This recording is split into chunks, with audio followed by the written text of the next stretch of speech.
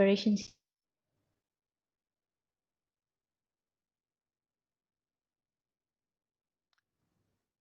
Right.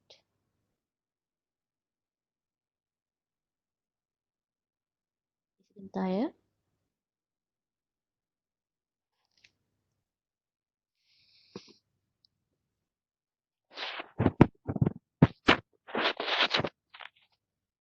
Okey,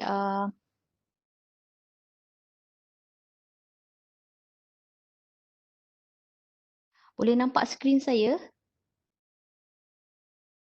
Boleh nampak slide? Okey, good. Boleh. Saya buat full screen ya, view. Okay. Alright.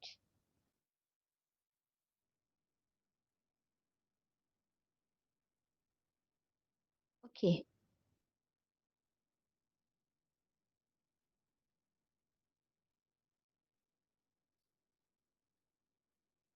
Alright. Baik, rasanya elok kita bermula sebab dah menunjukkan jam 10. Jadi Alhamdulillah hari ini merupakan siri yang terakhir bagi bulan Mei 2020 untuk e-training kompetisi siswa, dan anda semua bersama dengan saya. Rasanya kalau ramai yang dah join e-training dah mengenali saya, Puan Nurul Nur Farhana Yahya, merupakan penolong pendaftar kanan di Pusat Pembangunan Hebat, iaitu satu pusat yang mendukung agenda hebat, menyediakan satu ekosistem yang kondusif ya, untuk meningkatkan kompetensi pelajar dan menyediakan graduan-graduan USM dalam sektor pekerjaan kelab. Jadi hebat punya agenda ni sangat besar. Anda pun tahu H mewakili holistic, entrepreneurial, B balance, A articulate, and T thinking. Jadi peranan dan juga fungsi H ni sangat besar, dan salah satu peranan ini didukung oleh sektor saya, iaitu sektor kompetensi siswa, di mana sektor kompetensi siswa ni bertanggungjawab untuk menyediakan latihan-latihan kompetensi yang memenuhi kompetensi kebolehpasaran graduan sebagai add values sebenarnya, add values kepada graduan, dan insya-Allah semoga bermanfaat kepada semua.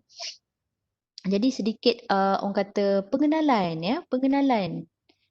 Hari ini tajuk kita adalah komunikasi berkesan, membina repo menggunakan teknik NLP.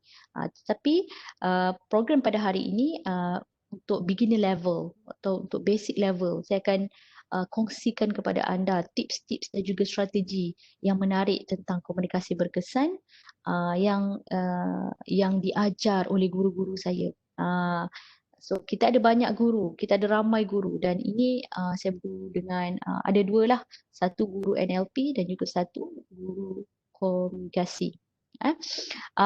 Saya juga dari segi pengalaman profesional, saya juga adalah merupakan certified HRDF trainer, juga NLP practitioner, dan tahun lepas Alhamdulillah berjaya menghabiskan satu kursus daripada SME Bank, iaitu certified business coach.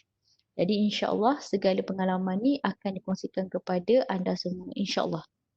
Itu sedikit sebanyak berkenaan dengan saya. Tapi saya juga suka nak kongsikan sebalik tugas saya ni, siapa saya. Kan? Kita nak tengok. Okey. Ya. Okey. Sebelum saya bertugas di HDC ataupun di bahagian pelajar USM, saya dulunya adalah merupakan pegawai di latihan staff. So, saya banyak mengendalikan program dalam dan juga luar negara untuk kompetensi staff. Jadi untuk luar negara, Alhamdulillah diberi izin Allah untuk melawat beberapa negara yang sangat cantik. Jadi saya juga berjiwa traveller. Siapa kat sini yang suka travel? Angkat tangan. Tak boleh angkat tangan ya sebab online. Cakap saya. So, travel ni sebenarnya sangat menarik. Sebab apa? Sebab kita meluaskan minda dan juga fikiran kita, melihat culture orang, melihat reka bentuk bangunan, melihat landscape, melihat keindahan alam. So it's totally different sebenarnya dengan negara Malaysia. Jadi bila kita banyak travel ni, kita banyak belajar dan kita banyak meluaskan fikiran kita.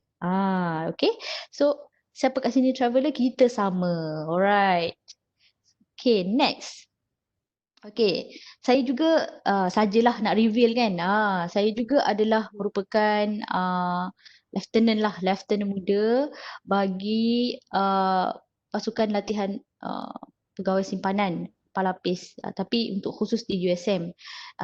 Saya saya tauliah pada 2007 di waktu tu di UiTM, dan Agong pada waktu tu adalah Tuanku Mizan, dan pada waktu ini saya sedang menerima pedang uh, apa ni, dan ini adalah salah satu pengalaman saya yang sangat berharga lah sepanjang saya remaja. Pada waktu ni umur muda lagi, dalam lebih kurang 20 tahun macam tu jadi tengok masih kurus. So siapa kat sini yang minat? So siapa kat sini yang minat tentang aktiviti outdoor? Kita sama, okay? Right. Next. Okay, selain daripada traveller, saya juga aktif berpersatuan. Saya juga minat sangat mendaki gunung. Siapa kat sini pendaki gunung? Kita sama. So, ada banyak juga gunung-gunung yang saya dah daki. Antara G7, Gunung Tahan, Yong Belah, dan lain-lain lah. So, antara yang pengalaman yang saya tak dapat lupakan adalah mendaki Gunung Kinabalu pada waktu tu 2017. Dan pada waktu ini adalah antara salah satu momen ataupun musim yang sangat-sangat sejuk. Masa tim kami naik ke atas tu, sangat sejuk sampai saya rasa tiada aliran darah dalam badan saya. So, saya berjalan dalam keadaan yang macam zombie tu. Robot. So dia terlalu sejuk di ke atas ni. Jadi ada orang kata kalau naik atas ni nafas juga boleh jadi pendek. Jadi tu sebab kita challenge diri kita, tawakal. Bila kita dah usaha, kita ada training yang khas sebelum kita mendaki, dan insya-Allah dengan usaha dan tawakal, insya-Allah kita punya hajat tercapai. Jadi kat sini saya sebut, it's not the mountain we conquer but ourselves. Jadi ini adalah antara kisah-kisah saya. Yes, saya juga adalah a mother ya kepada seorang anak kecil nama Aulia. Alright, itu sedikit sebanyak tentang diri saya. Dan kenapa saya ceritakan diri saya adalah kerana saya nak bermula dengan storytelling yang sangat ringkas, yang sangat mudah, yang dekat dengan diri kita semua. Iaitu apabila kita boleh bercerita ataupun share dengan orang tentang similarities jika ada kan. Okey, contohnya juga siapa kat sini yang daripada Selangor? So kita samalah. Saya pun daripada Selangor, dan in fact sekarang ni saya bertugas ataupun work from home daripada Selangor. Daripada PKP 1 lagi saya dah terperangkap di Selangor. Saya naik flight, pada waktu tu saya tidak bawa kereta. Saya naik flight, terus diumumkan PKP dan saya tidak dapat balik lagi ke Pening. Tapi alhamdulillah kita dapat jalankan tugas dengan baik di mana-mana saja ya, dengan adanya teknologi. Baik, hari ini sangat istimewa kerana apa? Kita sebenarnya nak share, sebenarnya saya nak berkongsi kepada anda berkenaan dengan komunikasi berkesan. Sebenarnya tentang konsep komunikasi berkesan. At least kefahaman. Kefahaman. Jadi step yang kedua pula adalah bagaimana kita nak apply teknik dan juga strategi kemahiran seni berkomunikasi dalam perhubungan interpersonal menggunakan teknik NLP. Dan sebenarnya, nak membina repo ni adalah sangat mudah. Repo ni apa? Repo ni adalah merupakan jambatan. Jambatan bagaimana kita nak berhubung antara diri kita dan orang lain, dan kita dapat berkomunikasi dengan baik. Dan mencapai maksud yang diingini. Itu konsep dia sangat mudah. Kita jangan complicated kan. Jadi kita nak faham komunikasi berkesan ni apabila kita dapat menyampaikan mesej tu dengan baik. Jadi orang ataupun penerima tu dapat menerima mesej tu dan hasrat kita. Baik. Itu adalah objektif kita pada hari ini. Okey, kita terus kepada definisi dan juga jenis komunikasi. So, seperti mana yang saya share tadi, komunikasi adalah merupakan proses bagaimana kita nak pindahkan maklumat kita punya idea, kita punya pemikiran, ya, daripada satu individu kepada individu yang lain dengan tujuan untuk kita menukar persepsi ataupun tingkah laku. So, communication ni sangat penting bagi kita mempengaruhi. Ada juga untuk pemujukan, ada juga untuk mencapai kata persetujuan, kan? Dan untuk membuat keputusan. Itu juga yang paling penting. Dan yang paling penting tu adalah untuk silaturahim, membina repo, ya, antara satu individu dan juga individu yang lain. So, kemahiran ni sebenarnya adalah merupakan salah satu kemahiran yang sangat penting, tak kiralah sama ada untuk diri anda dan juga untuk anda berada di alam pekerjaan nanti. So, komunikasi adalah sangat kritikal punya kemahiran yang anda perlu master. Anda perlu master dan anda perlu ada confidence di situ apabila anda berkomunikasi. So, komunikasi boleh berlaku secara verbal and also non-verbal. Okay. So kalau verbal, anda bersemuka face to face menggunakan suara. Kalau non-verbal, dia lebih kepada gerak tubuh, intonasi suara, facial expression dan juga pergerakan mata. So kita akan kongsikan nanti sepanjang kepada training pada hari ini. So ini sangat-sangat menarik. Pada sebelum itu, kita perlu tahu sedikit apa dia teori komunikasi Mehrabian. Daripada Meskom mesti sangat familiar dengan teori ini. Teori Mehrabian mengatakan bahawa 55% sebenarnya adalah datang daripada visual. Visual ni apa? Kita punya body language, kita punya facial expression, kita punya keterampilan diri. Semua ini mendatangkan first impression. Apabila kita first berjumpa dengan orang yang baru dan perkara pertama yang dilihat adalah visual. Tengok percentage dia ya, sangat besar, 55%. Jadi adalah sangat-sangat penting anda perlu ada ilmu untuk menonjolkan diri yang positif dan aura yang positif agar komunikasi itu berkesan. Di peringkat awal first impression saja dah berkesan. Belum buka suara lagi. Jadi kita tengok yang kedua adalah 38% iaitu vokal. Vokal ni apa? Adalah intonasi suara turun naik. Turun naik intonasi suara, lembut ke, derah ke, kuat ke, perlahan ke. Jadi ia memainkan peranan yang penting, 38%. Ada orang yang menggunakan perkataan yang baik, yang positif tapi dia bercakap dalam keadaan menjerit ataupun kita panggil dia high tone lah, high pitch. Jadi pun tidak bagus juga untuk komunikasi berkesan. Jadi vokal itu memainkan peranan yang penting, 38%. Kemudian kita ada verbal, 7%. 7%, iaitu pemilihan perkataan, ya, baik-baik perkataan yang dipilih. Ini adalah antara komunikasi. Ingat sampai bila-bila 3V ini, yang pertama adalah 55% visual. Ingat body language, gestures, kita punya postures, ya, kita punya eye contact, itu semua memainkan peranan yang sangat-sangat penting. Okay. Alright. So anda faham Okay. Okay. Next, apakah isu miscommunication? Saya nak dapatkan sedikit survey. Apakah isu miscommunication? Anda boleh bantu saya. Sekarang anda pergi ke menti.com. Anda gunakan kod 571807 dan anda scan ataupun anda boleh imbas QR code. Cuba anda kongsikan dengan satu perkataan apakah isu dalam miscommunication sebenarnya. Sebelum kita nak pergi lebih lanjut bagaimana kita nak dapatkan komunikasi yang berkesan, kita perlu tahu dulu apakah isu dan juga cabaran dalam communication. Jadi kita nak tahulah. Boleh anda kongsikan dan kita akan share nanti.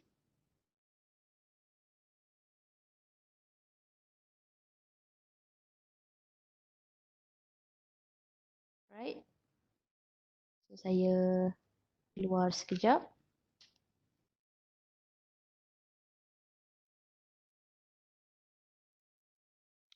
Okay.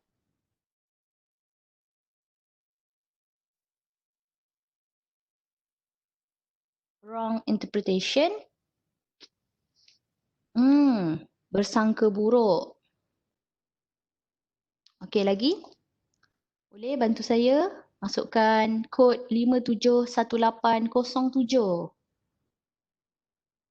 Perselisihan faham, bersangka buruk, misunderstanding. Pilihan kata yang tak sesuai. Boleh nampak di skrin dia punya results ni. Okey, 7 orang. Right. Okey.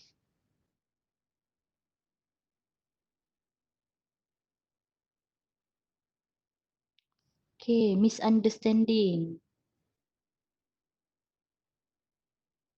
Ada yang jawab muka. Muka ni apa sebenarnya? Muka. Okey. Judge by listening to nation. Into nation. Wrong interpretation. Mhm.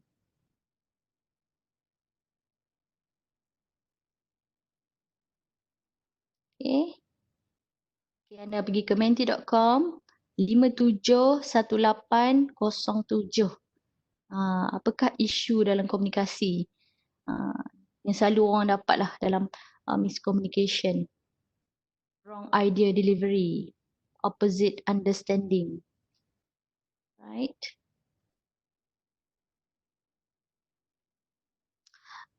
Okay.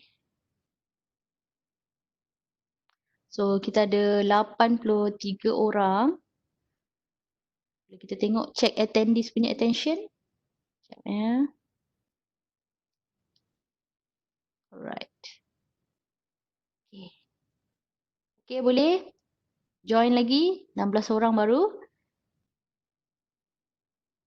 Fail to understand. Pilihan kata yang tak sesuai. Paling besar kat sini kalau kita tengok dalam word cloud ni adalah misunderstanding. So, so ini adalah portion yang paling besar. So bagikan pendapat anda berkait isu-isu dalam miscommunication.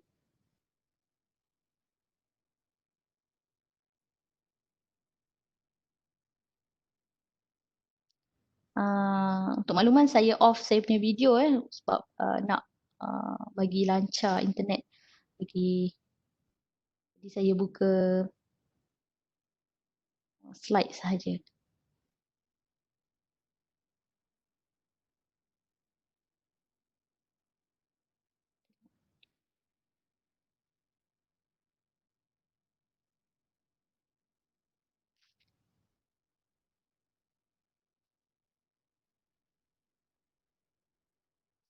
Ada yang chat kat saya sekarang ni bagi tahu ada yang tak dengar audio.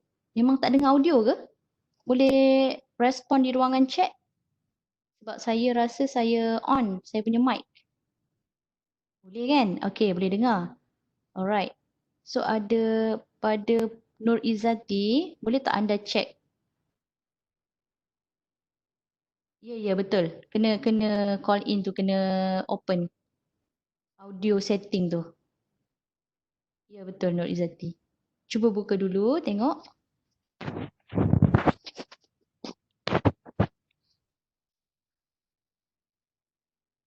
Okay, Izzati. Boleh bantu Izzati. Yang lain, Nur Izzati kata dia tak boleh dengar. Ada setting ke? Sebab bila anda masuk ke dalam Webex ni, dia akan auto bagi tahu untuk terus connect dengan audio. Okay, yang lain boleh dengar. Sepatutnya Nur Izzati boleh dengar lah. Izzati boleh tengok di setting dulu. Okay. Nanti kawan-kawan bantu di ruangan chat. Right. Baik, ada 23 orang dan okey, saya rasa memang yang paling besar adalah misunderstanding, wrong interpretation dan juga perselisihan faham. Ini adalah orang kata input daripada anda semua yang paling besar iaitu misunderstanding. Bagus. Alright. So kita akan teruskan. So, yang paling besar adalah misunderstanding. Misunderstanding. So, kita nak tengok halangan dalam komunikasi. So, halangan dalam komunikasi ni sebenarnya adalah merupakan gangguan yang berlaku dalam proses komunikasi. Sama ada secara langsung ataupun dengan nyata. Dia termasuk macam-macam lah sebenarnya. So saya justify kat sini adalah antaranya adalah bunyi bising, kerosakan peralatan, jarak lokasi, faktor psikologi, faktor kita punya mindset, ya, kurang fokus dan juga environment. So cara nak mengatasinya sangat mudah. Cara nak mengatasinya sangat mudah. Ah, Anda perlu menjadi pendengar yang baik, ya. Sekiranya komunikasi itu jauh, anda perlu jarakkan lokasi itu semuka. Anda juga perlu menggunakan laras bahasa yang betul dan juga positif, ya. Sebab aura bahasa ni sekiranya satu perkataan silap pun orang dah boleh sensitif. Orang dah boleh sensitif dan juga orang boleh misinterpretation. Macam tadi, misunderstanding. Jadi sentiasa tanamkan dalam diri, guna laras bahasa yang betul dan juga positif. Dan sebelum anda lontarkan ataupun anda berkomunikasi, anda teliti dulu maklumat tersebut. Teliti maklumat, dengar baik-baik, kemudian barulah memberi respon. Ada orang mengatakan bahawa bila berkomunikasi, setiap orang ada feelers. Feelers ni apa? Oh, tahu tak? Feelers. Itu feelers. Jadi bagaimana nak mengatasi feelers dalam komunikasi adalah dengan diam. Kadang-kadang orang sangat orang kata sangat suka gunakan feelers sebab sebenarnya bila orang gunakan feelers ni sebenarnya dia tengah berfikir. Dia nak mencari perkataan-perkataan yang sesuai untuk dilontarkan tapi dia tend to suka kejap ya. Dia suka macam tu. Jadi kena kurangkan. Sebab apa saya kata kena kurangkan? Dia akan mengurangkan credibility anda dalam komunikasi. Itu feelers. Alright. Kemudian bagaimana kita nak mengatasi? Galakkan dan hargai orang lain dalam memberi pendapat. Maksudnya kat sini, dalam komunikasi kita kena sentiasa mengalah. Mengalah tu bukannya maksudnya nak biar je dia bercakap, tidak. Tetapi kita galakkan. Apabila kita lontarkan pendapat, kita juga galakkan dan hargai orang lain memberi pendapat. Ya. Dan bila orang bercakap juga, kita beri maklum balas. Dalam komunikasi, kena set mind, bersikap terbuka dan positive thinking. Ada orang menyoal dengan cara yang ingin menguji. Dia boleh rasa aura tu kalau misalnya kita nak test ilmu dia ni. Jadi dia menyoal tu dengan soalan yang nak menguji sebenarnya. Nak test dia punya credibility. Tapi sebenarnya kita kena belajar kemahiran dan juga teknik menyoal yang betul. Teknik menyoal yang betul ni, ni satu kursus lain lah. Ni pun, ni juga dia ada open-ended question dan close-ended question kan. Jadi anda boleh Google kat situ, boleh belajar. Right? So ni antara halangan komunikasi dan juga cara mengatasi dengan cara yang mudah. Anda tengok dulu step-step ni. Baik, next. Tak keluar dia punya foto sebentar Okay. Saya punya foto semua tak keluar sebentar Alright, tak apa. Bagaimana nak handle miscommunication? Okay. Macam tadi anda dah kongsikan dalam kita punya Mentimeter, antara isu utama adalah misunderstanding. Betul. Dan antara musuh utama dalam miscommunication ni sebenarnya adalah assumption. Assumption. Kita ni suka assume. Mungkin kot. Dan ciri-ciri utama dalam assumption ni adalah kod. Ada ciri-ciri kod. Contoh, pensyarah suruh kita hantar assignment ni esok kot. Macam tu, dia ada kod kat ujung. Jadi you better check. Sebab bila kita tak clarify, bila kita tak semak, dia akan banyak berlaku misunderstanding dan juga miscommunication. Jadi apa sikap kita? Kita suka assume.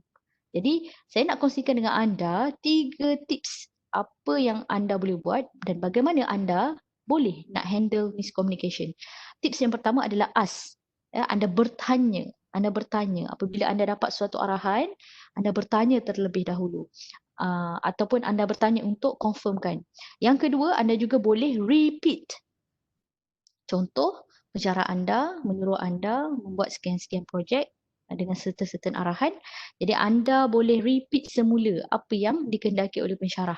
Jadi sekiranya pensyarah angguk ataupun mengesahkan perkara tersebut, yes, that one clear. Okay. Dan yang ketiga, clarify. Anda clarify semula. Sebab kadang-kadang dalam organisasi ataupun dalam pasukan ataupun yang lebih dekat dengan anda adalah dalam persatuan, katakan anda seorang leader projek. Anda bagi tahu A tetapi tim anda faham B. Kan? Kita bagi tahu A, suruh buat A, dia buat B. Itu antara miscommunication sebenarnya. Kita tak boleh salahkan. So, mulai pada hari ini, kita dah tak boleh salahkan orang. Kita kena semak diri kita. Adakah kita betul-betul terangkan dengan jelas apa yang kita nak. Jadi, communication ni adalah merupakan maklum balas sebenarnya. Jadi, anda perlu ask, repeat and clarify untuk mengelakkan miscommunication. Alright. Okay. Sebelum kita pergi lebih jauh tentang teknik-teknik dalam membina repo, kita kena tahu dulu apa dia model komunikasi. Yang paling terkenal adalah model komunikasi Laswell. Ya, dikelompokkan dalam bentuk komunikasi linear. Sebenarnya dia linear. Communicator to communicator. Dia melalui satu channel dan sekiranya dalam channel tu juga dia ada noise, dia ada feedback, dia ada message. So ini adalah merupakan model komunikasi yang mana prosesnya berjalan satu arah, iaitu one way communication, iaitu pengirim dan juga penerima. So ini penting untuk anda faham bahawa komunikasi ini sangat mudah sebenarnya. Cumanya di antara keduanya kadang-kadang ada halangan yang kita sebutkan di awal tadi. Itu kita perlu ambil kira. Right. So, saya nak kongsikan sebenarnya 7K formula komunikasi. Ataupun kalau in English tu selalunya kalau orang kongsikan, dia akan ceritakan tentang 7C communication formula atau tips. Jadi, untuk 7K yang pertama, iaitu kepercayaan, trust. So, penyampai tu, pengirim atau penyampai, orang yang individu pertama yang nak sampaikan message, perlu dapatkan trust penerima. Dan penerima tu juga hendaklah kita kena pastikan dia menerimanya secara positif. Barulah tujuannya tercapai. So, trust penting dalam komunikasi. Yang kedua adalah truth, kebenaran. So, kita kena make sure apa-apa yang kita sampaikan, maklumat yang kita sampaikan, kita perlu teliti terlebih dahulu dan ia perlulah benar dan juga sahih. Sekiranya anda rasa itu rumus ataupun gosip ataupun perkara yang belum sahih lagi, you better jangan sampaikan. Ini sangat-sangat penting. Mulai hari ini belajar. Sekiranya anda tak pasti tentang berita tu, walaupun disampaikan oleh orang lain, sekiranya anda belum semak lagi, janganlah sampaikan sesuatu maklumat yang belum tentu lagi sahih. Kemudian yang ketiga, K yang ketiga adalah kejelasan. Kejelasan. So, anda perlu memilih perkataan-perkataan dan juga simbol-simbol yang tepat. Tidak mengelirukan penerima. So, pilih perkataan yang simple, yang mudah difahami. Kalau anda bercakap dengan orang, dia kena bertepatan dengan sasaran. Kalau anda bercakap dengan anak-anak kecil ataupun budak sekolah, anak-anak yang kecil lah, yang umur sekolah rendah, anda tidak menggunakan perkataan-perkataan yang high level di peringkat universiti. Jadi pemilihan perkataan sangat betul. Jadi anda mesti tukar perkataan tu. Anda pun ada buat study sikit, research sikit. Bagaimana nak bercakap dengan peringkat umur yang muda, yang tua. Jadi it's totally different. Jadi kena belajar. Jadi itu boleh mempengaruhi kejelasan dalam komunikasi. Kemudian yang keempat, kefahaman. So, kandungan mesej hendaklah difahami selaras dengan hasrat penyampai. So, kat sini, kalau anda berkomunikasi dan orang tak faham apa yang anda sampaikan, tak tercapai maksud tu. Tak tercapai maksud tu. Anda faham seseorang, anda syok sendiri. Kadang-kadang ada orang syok sendiri dalam berkomunikasi. Jadi, dia rasa dia dah komunikator yang terbaik dah, yang penuh bergaya. Tapi dia sebenarnya tidak sedar bahawa dia punya mesej tidak dapat difahami dan dia seseorang saja yang faham. Ini ada kaitan dengan keupayaan pendengar memahami mesej. Macam mana yang saya ceritakan tadi, ia perlu bertepatan dengan sasaran kita. Kita kena check dulu, audience kita ni siapa? Level pendidikan dia macam mana? Level background dia macam mana? So kita kena buat ground check terlebih dahulu. Kalau kita berjumpa dengan orang yang baru, at least kita bertanyakanlah 1, 2, 3 soalan untuk dapatkan gambaran bagaimana background dia dan sebagainya. Kemudian dan flow komunikasi itu nanti akan nampak baik. Apabila kita bertanya soalan yang dekat dengan diri dia, kemudian kita tahu keupayaan dia takat mana dan kita pilih perkataan yang sesuai. Okay, yang keenam, kaedah. Macam hari ini kita menggunakan medium online, Webex, webinar. So platform juga sangat sesuai. Pada hari ini kita banyak menggunakan handphone ataupun WhatsApp ataupun email dalam tujuan penyampaian mesej kepada sasaran.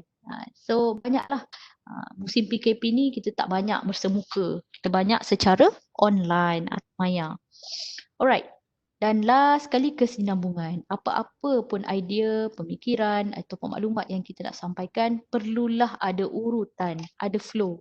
So kadang-kadang orang suka jump daripada satu topik ke satu topik.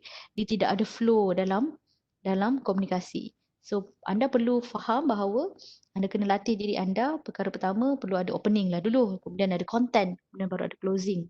Kadang-kadang orang terus. Biasalah orang kita nak cepat. Jadi kita terus kepada apa yang kita nak cakap. Ada orang yang penuh hikmah. Jadi dia jumpa orang tu, dia tanya khabar dulu. Dia tanya dulu keadaan diri dia. Tanya perkara-perkara yang dekat dengan diri orang yang kita berhubung. Kemudian barulah kita pergi kepada apa yang kita nak sampaikan. Ya. Yeah? Alright. Sangat simple. 7K formula komunikasi. Nanti anda akan dapat dia punya nota ni semua saya akan upload. Alright. Gaya komunikasi organisasi. Oh, ini sangat-sangat menarik. Sama pernah dengar tentang controller, analyzer, promoter, supporter. Boleh feedback di ruangan chat.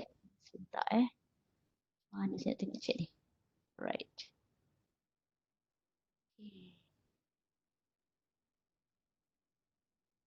Okay, siapa pernah dengar tentang 4 gaya komunikasi ni?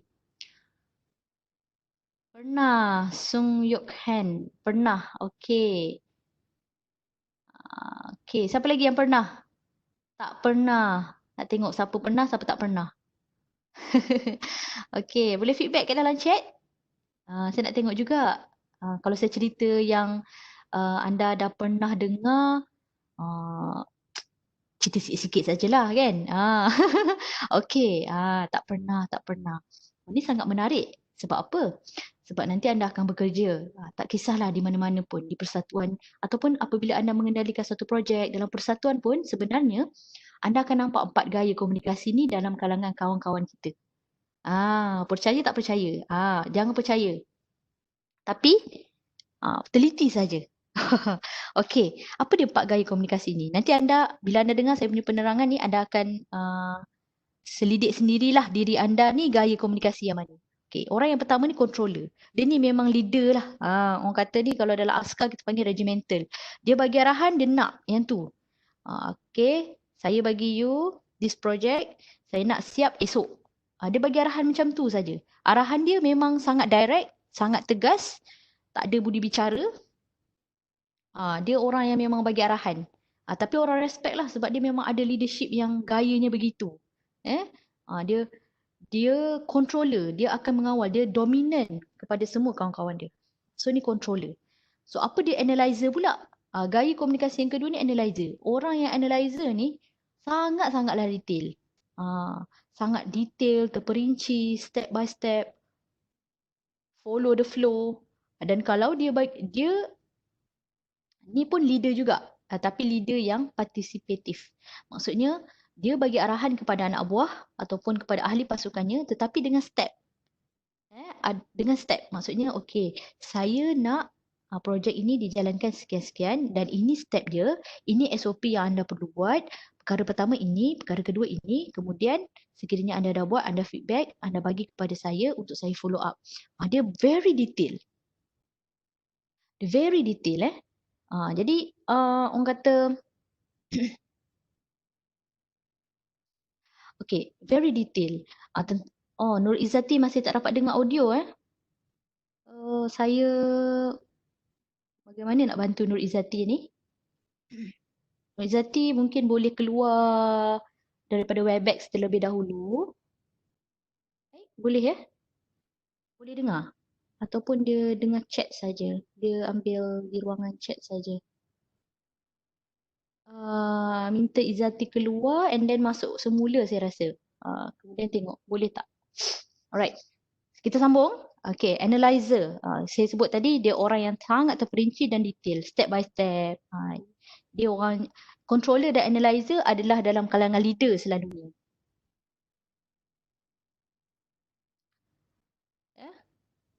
Dalam kalangan leader. Okay. Kemudian kita tengok promoter. Promoter ni kalau kita tengok gaya komunikasi yang dia suka berjalan-jalan. Dia banyak cakap lah cerita dia. Dia ni penghubung. Penghubung antara satu dengan yang lain. Sesuai lah dia menjadi AJK perhubungan, orang kata perantaraan, promoter. Jadi orang yang skill komunikasinya tinggi jugalah. Jadi dia buat saja. Tapi dia dalam kalangan follower juga. Dia akan buat. Dan orang begini perlu dikawal juga. Perlu dikawal dengan guideline, dengan SOP, dengan arahan. Kalau tidak dia menerawang ke sana sini kan. Jadi dia tak boleh duduk diam lah cerita dia. Okay. Okay, itu promoter. Kemudian kita tengok yang keempat, supporter. Supporter ni memang orang yang diam sajalah, supporter. Dia support saja, dia ikut je arahan. Tapi itulah, bila kita tidak bagi arahan, tidak diketuk, dia tidak berjalan. Dia mengikut arahan. Jadi ini 4 gaya komunikasi yang secara ringkas saya terangkan yang ada dalam setiap organisasi. Jadi anda boleh nilailah diri sendiri, anda dalam kalangan yang mana? Controller ke, analyzer ke, promoter ke, ataupun supporter. Okay. So ini adalah 4 gaya komunikasi. Okay, next.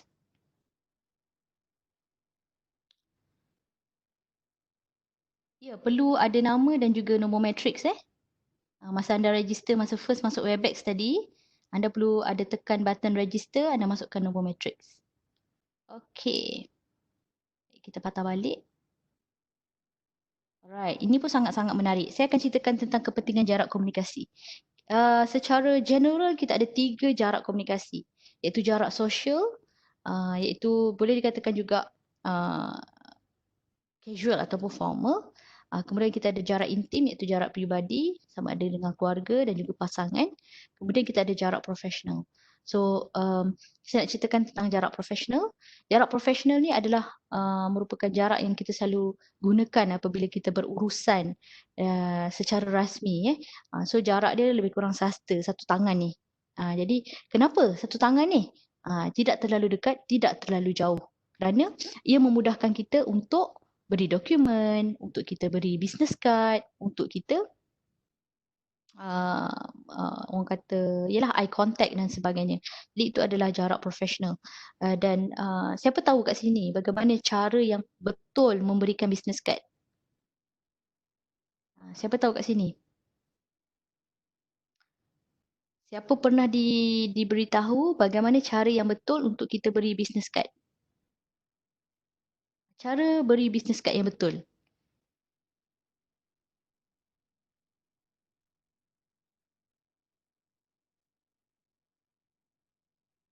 Dua tangan. Bagus? Bagus? Business card tak kat sini? Okay. So cara nak bagi business card adalah dua tangan. Ya. Wu Jia Hui. Sebenarnya masa anda masuk Webex tu anda dah ada button register. Anda dah boleh masukkan nombor matrix sebenarnya. Okay, tak apa. Alright. So anda berikan dua tangan begini. Anda nampak video ni? Anda berikan dua tangan.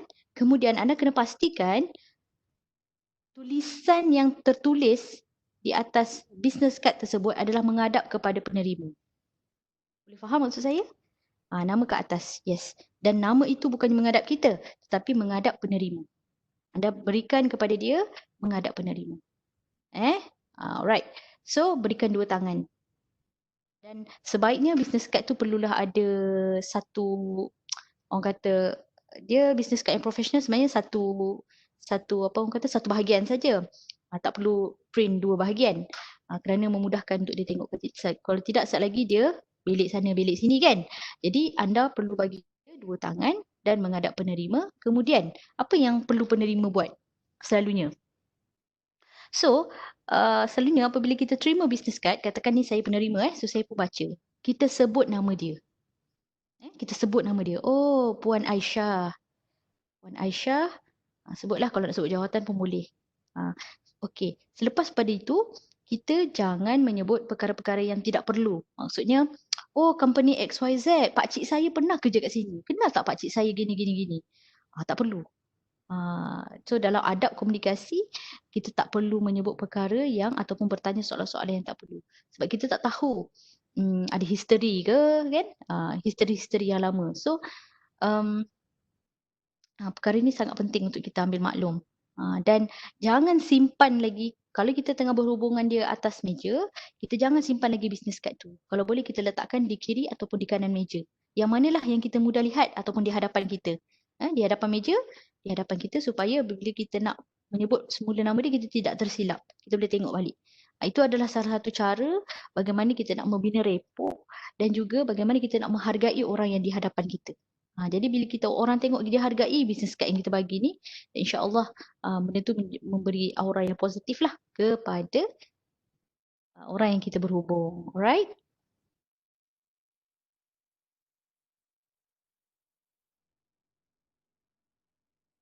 Okay, faham. Alright, bagus. Okay.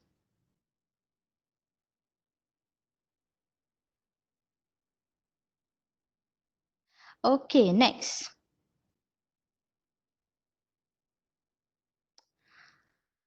Etika berkomunikasi. Okay, sekarang ni kita banyak, saya perasan lah student ramai yang berhubung melalui email. So apa yang penting dalam email ni, sekarang ni kita kurang dah face to face. So email ni anda perlu letakkan subjek. Dan apa yang penting pada subjek ni adalah, anda janganlah tulis dalam huruf yang besar, kerana dalam etika komunikasi email ni apabila anda tulis dalam huruf besar kesemuanya, seolah-olah dia memberitahu perkataan macam awas, kan. Jadi yang paling baik adalah huruf kecil dan hanya huruf besar di awalnya, tahu kan. Jadi kita guna sentence case, sebab ada setengah pakar komunikasi mengatakan bahawa apabila kita menulis subjek dalam huruf yang besar kesemuanya, dia seolah-olah macam menjerit. Sebenarnya dah penting dah bila kita tulis tajuk, di hadapannya ada dua huruf besar. Tetapi kalau kita menulis semuanya huruf besar, dia seolah-olah macam menjerit lah kepada kita. So etika komunikasi adalah lebih baik. Tak ramai orang ambil perhatian perkara subjek ni. Tapi ni saya belajar daripada pakar komunikasi. Tulis dalam keadaan sentence case. Itu yang terbaik. Kemudian kita berikan pembuka, lepas tu ada kandungan, kemudian penutup. Dan kalau boleh email yang anda gunakan, gunakanlah nama sebenar. Janganlah guna nama-nama pasukan bola ataupun ikon-ikon Korea ke dan sebagainya. Jadi itu tidak menampakkan profesional. Guna nama sebenar, register nama sebenar tu untuk urusan-urusan rasmi. Dan di bawah sekali email, anda perlu letakkan signature. Signature dan juga alamat perhubungan sekiranya ada. Okey. Itu secara ringkas tentang etika komunikasi. Okey. Bagaimana anda nak strukturkan komunikasi? Kalau anda perasan, masa awal tadi, saya bermula dengan storytelling. Dan juga saya bermula dengan Mentimeter. Iaitu saya bermula dengan question. Itu adalah salah satu tips. Ini adalah tips bagaimana anda nak open anda punya communication. Ini apabila anda berhadapan ataupun anda dalam keadaan nak present dan sebagainya. So ini adalah salah satu tips. Kemudian anda terus kepada konten. Jangan terus kepada konten. Mulakan dulu dengan pendahuluan dan sebagainya. Kemudian closing. Closing selalunya orang akan bagi tips, doa ataupun harapan. Okay. Salah satu struktur yang sangat mudah dalam komunikasi. Okay. Storytelling ni anda boleh belajar banyak di YouTube dan juga Google. Bagaimana anda nak open anda punya ucapan dengan storytelling. Kalau tak pandai, macam saya tadi, saya bagi contoh yang mudah, bermula dengan diri sendiri. Cerita tentang diri kita. Dan yang paling penting anda find kesamaan dengan audience. Cari persamaan dengan audience. Question ni sebenarnya adalah attention grabber. Bagaimana kita nak dapatkan attention daripada ataupun engagement kepada audience. Jadi question tu pun sangat penting sebenarnya. Kita nak mereka participate dalam kita punya session. Alright. So ni tips, bonus saja ini. Alright. Okay.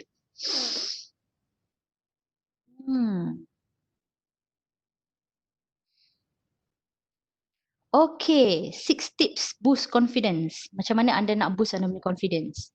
So, setiap orang dia ada nervousness dia.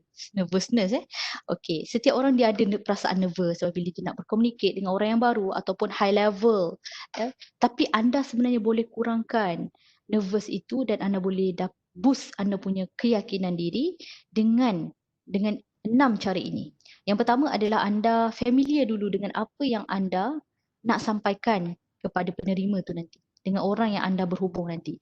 Familiar with the topics and content. Kebanyakan orang nak jumpa orang tapi dia tak study dulu. Dia tak research dulu apa yang dia nak sampaikan. So at least anda ada konten-konten ataupun anda ada maklumat yang mencukupi sebelum anda berkomunikasi. Jadi anda familiar dengan topik, anda dapatkan seberapa banyak maklumat supaya anda dapat confident anda di situ. Ya.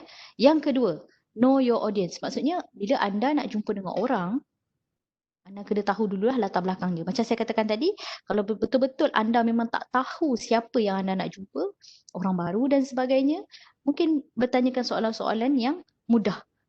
Tanyakan asal mana ataupun background ataupun belajar bidang apa dan sebagainya. Dia bergantung kepada audience yang anda jumpa. Okey, sekiranya orang yang high level anda mesti dah tahu sebab dia well known person. Jadi sedikit sebanyak anda sentuh apa kesukaan ataupun kepakaran. Jadi kadang-kadang orang suka bercakap benda yang dia pakar dalam satu bidang kan.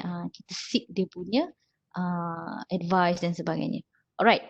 Kemudian reframing. Reframing ni sebenarnya adalah merupakan teknik bagaimana kita menukar persepsi. Kan? Jadi bila anda nervous, macam ni tips confidence. Jadi anda tukar mindset nervous tu kepada sesuatu yang menarik. Bila anda jumpa ni, anda bayangkan dia akan happy, akan suka dengan anda punya proposal dan sebagainya. Anda belajar untuk reframing. Bersangka baik lah, senang cerita kan, tukar mindset kepada yang positif. Kemudian strong body posture. Ada kajian menunjukkan bahawa apabila anda berdiri dalam keadaan yang terbuka dada, anda berdiri, kemudian anda lebarkan dada dan keadaan tangan anda luaskan, ya. Jadi selama 1 ke 2 minit, dia akan boost sedikit anda punya confidence level dan menurunkan anda punya cortisol.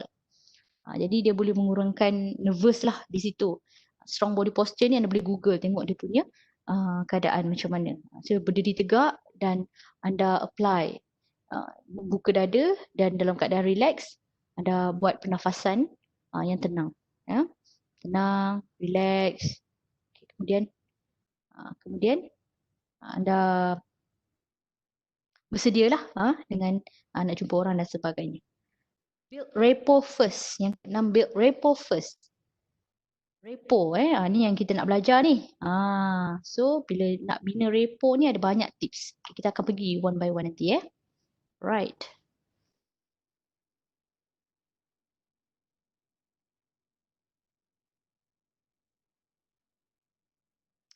Okay. Ada 4 langkah untuk mempengaruhi manusia dalam komunikasi. Self-connected. Diri kita dulu. Diri kita kena bersedia dulu. Kemudian rapport. Kemudian adjust. Adjust ni kita kena adjust laras bahasa yang betul. Yang saya ceritakan tadi, sasaran yang betul. Maknanya kita kena adjust dengan personality dia. Dia ada perbezaan juga kalau kita berkomunikasi dengan lelaki dan juga wanita. So kita kena adjust. Kemudian yang keempat baru kita influence. Right. Okay, ni saya dah ceritakan tadi 2 attention grabber, tanya soalan dan juga storytelling. Okay. Okay, ini adalah salah satu instant, bagaimana kita nak membina instant rapport dengan orang. Pertama, anda boleh lakukan pujian.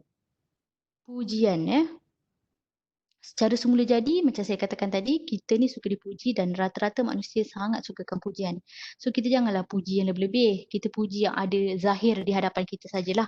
Katakan kita baru jumpa orang tu dan dia berpakaian kemas dan juga cantik warnanya. So kita boleh puji pakaian dia dan sebagainya. Sebab ada orang juga yang tak selesa jika dipuji berlebihan. So puji biar ikhlas. Jadi masa puji tu lontarkan senyuman. Senyuman yang ikhlas tu bila kita punya otot di muka ni, saya lupa nama dia, otot facial di sini, dia mengembang, kemudian mata kita juga dia naik ke atas. Sampai mata kita kecil. Itu adalah true smile lah. Bila kita senyum macam ni kan, mata kita akan kecil. Kalau fake smile, dia hanya akan mengembangkan otot di sini saja. Mata kita statik gitu. So ada dua jenis smile. Kemudian bila kita jumpa orang, macam saya sebutkan tadi, orang suka bila kita disebut namanya. Okay. Then last sekali, find commonalities. Maksudnya tadi cari kesamaan dengan orang yang kita berhubung. Katakan kalau dia kata asal daripada mana? Bila kita dah berkenalan, asal daripada mana? Saya asal dari sini. Oh ya ke? Samalah kita ni. Kita sedaya upaya cari. Katakan berkenaan dengan hobi ke dan sebagainya. Selalunya orang cari asal negeri lah. Kan? Asal negeri, kesukaan, dan sebagainya. Anda boleh cari. Right? Okay. Boleh saya semak sekarang pukul berapa? Okay, pukul 11. Okay. Saya nak terus kepada kita punya key hari ini. Key point hari ini. Bagaimana nak membina repo teknik NLP. Seperti mana yang anda mungkin ramai yang dah tahu, NLP adalah Neuro Linguistic Program. Ya, salah satu teknik teknologi NLP ini dia digunakan secara meluas di seluruh dunia untuk membina hubungan ataupun membina jabatan ataupun membina repo. Banyak juga NLP ni dia meluas, dia boleh digunakan untuk teknik counselling, dia boleh juga digunakan untuk teknik komunikasi, dan sebagainya. So saya boleh sebut begitu. So komunikasi yang berkesan adalah apabila seni komunikasi tersebut dia masuk dalam belief system.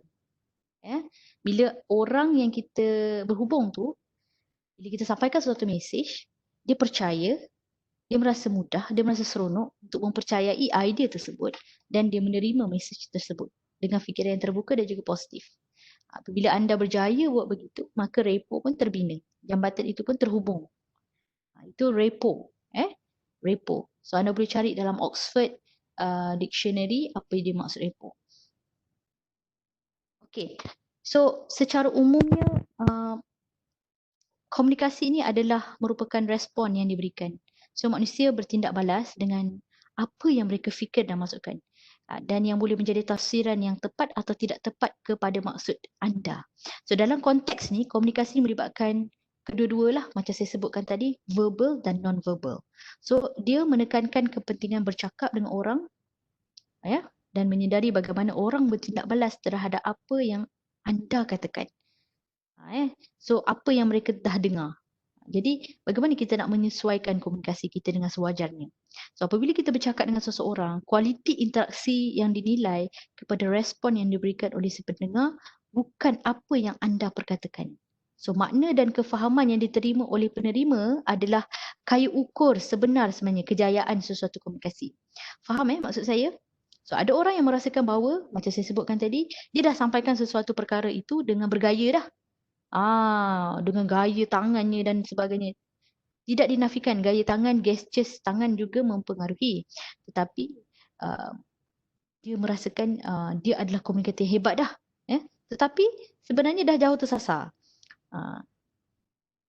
Dia rasakan dia komunikator yang hebat, tetapi maksud ataupun mesej itu tidak dapat difahami oleh penerima. Jadi dia berjaya atau gagal?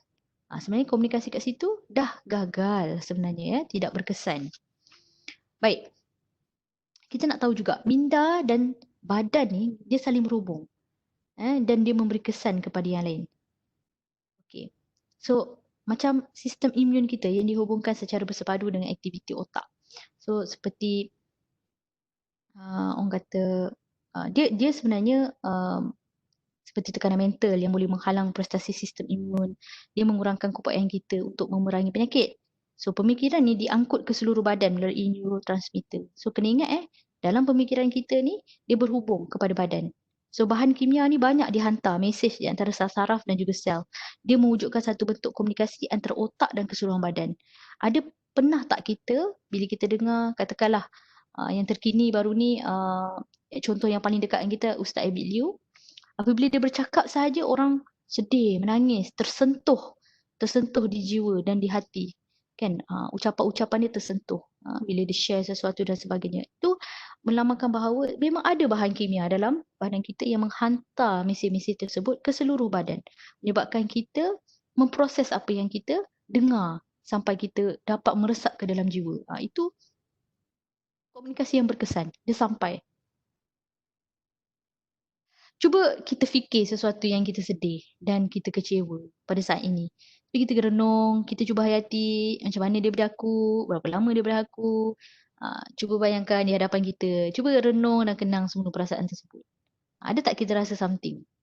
Ah, So, bila kita dalam keadaan sedih ataupun gembira, kalau anda perasan, kita punya perubahan pada tubuh juga berlaku. Seperti apa? Anda boleh dengar anda punya degupan jantung berbeza. Pernafasan anda akan jadi lain. Aliran darah pun akan jadi lain. Kadang-kadang kita rasa sejuk. Kan? Bila kita takut ke ataupun kita nervous ke, kita akan rasa sejuk. Itu adalah perubahan-perubahan bahan kimia dalam badan kita. Sebab badan kita ni ada body intelligence dia sendiri. Dan apa yang penting adalah fikiran kita mempengaruhi operasi keseluruhan tubuh kita. So itu kena ingat dulu. Secara umumnya, saya nak beritahu kepada anda, sebelum kita pergi lebih jauh, teknik NLP ni, kita ada 5 deria utama. Betul? Kita ada penglihatan, kita ada pendengaran, sentuhan, kita ada deria rasa, lidah ni, dan juga kita ada deria bau, menghidu. So, bila dalam komunikasi, apabila kita gunakan semua deria ni secara optimum, kita insya-Allah akan boleh berkomunikasi dengan lebih efektif. Sebab apa? Sebab dengan 5 deria ni yang Tuhan berikan kepada kita, kita boleh nilai, menganalisis dan juga kita boleh terjemah persekitaran kita. Okey, saya nak sebut kat sini, dalam slide saya takkan ceritakan panjang lebar nota ataupun apa yang saya sebutkan, dan saya harap anda semua memang ada buku nota sendiri dan catat apa yang saya uh, bagi tahu.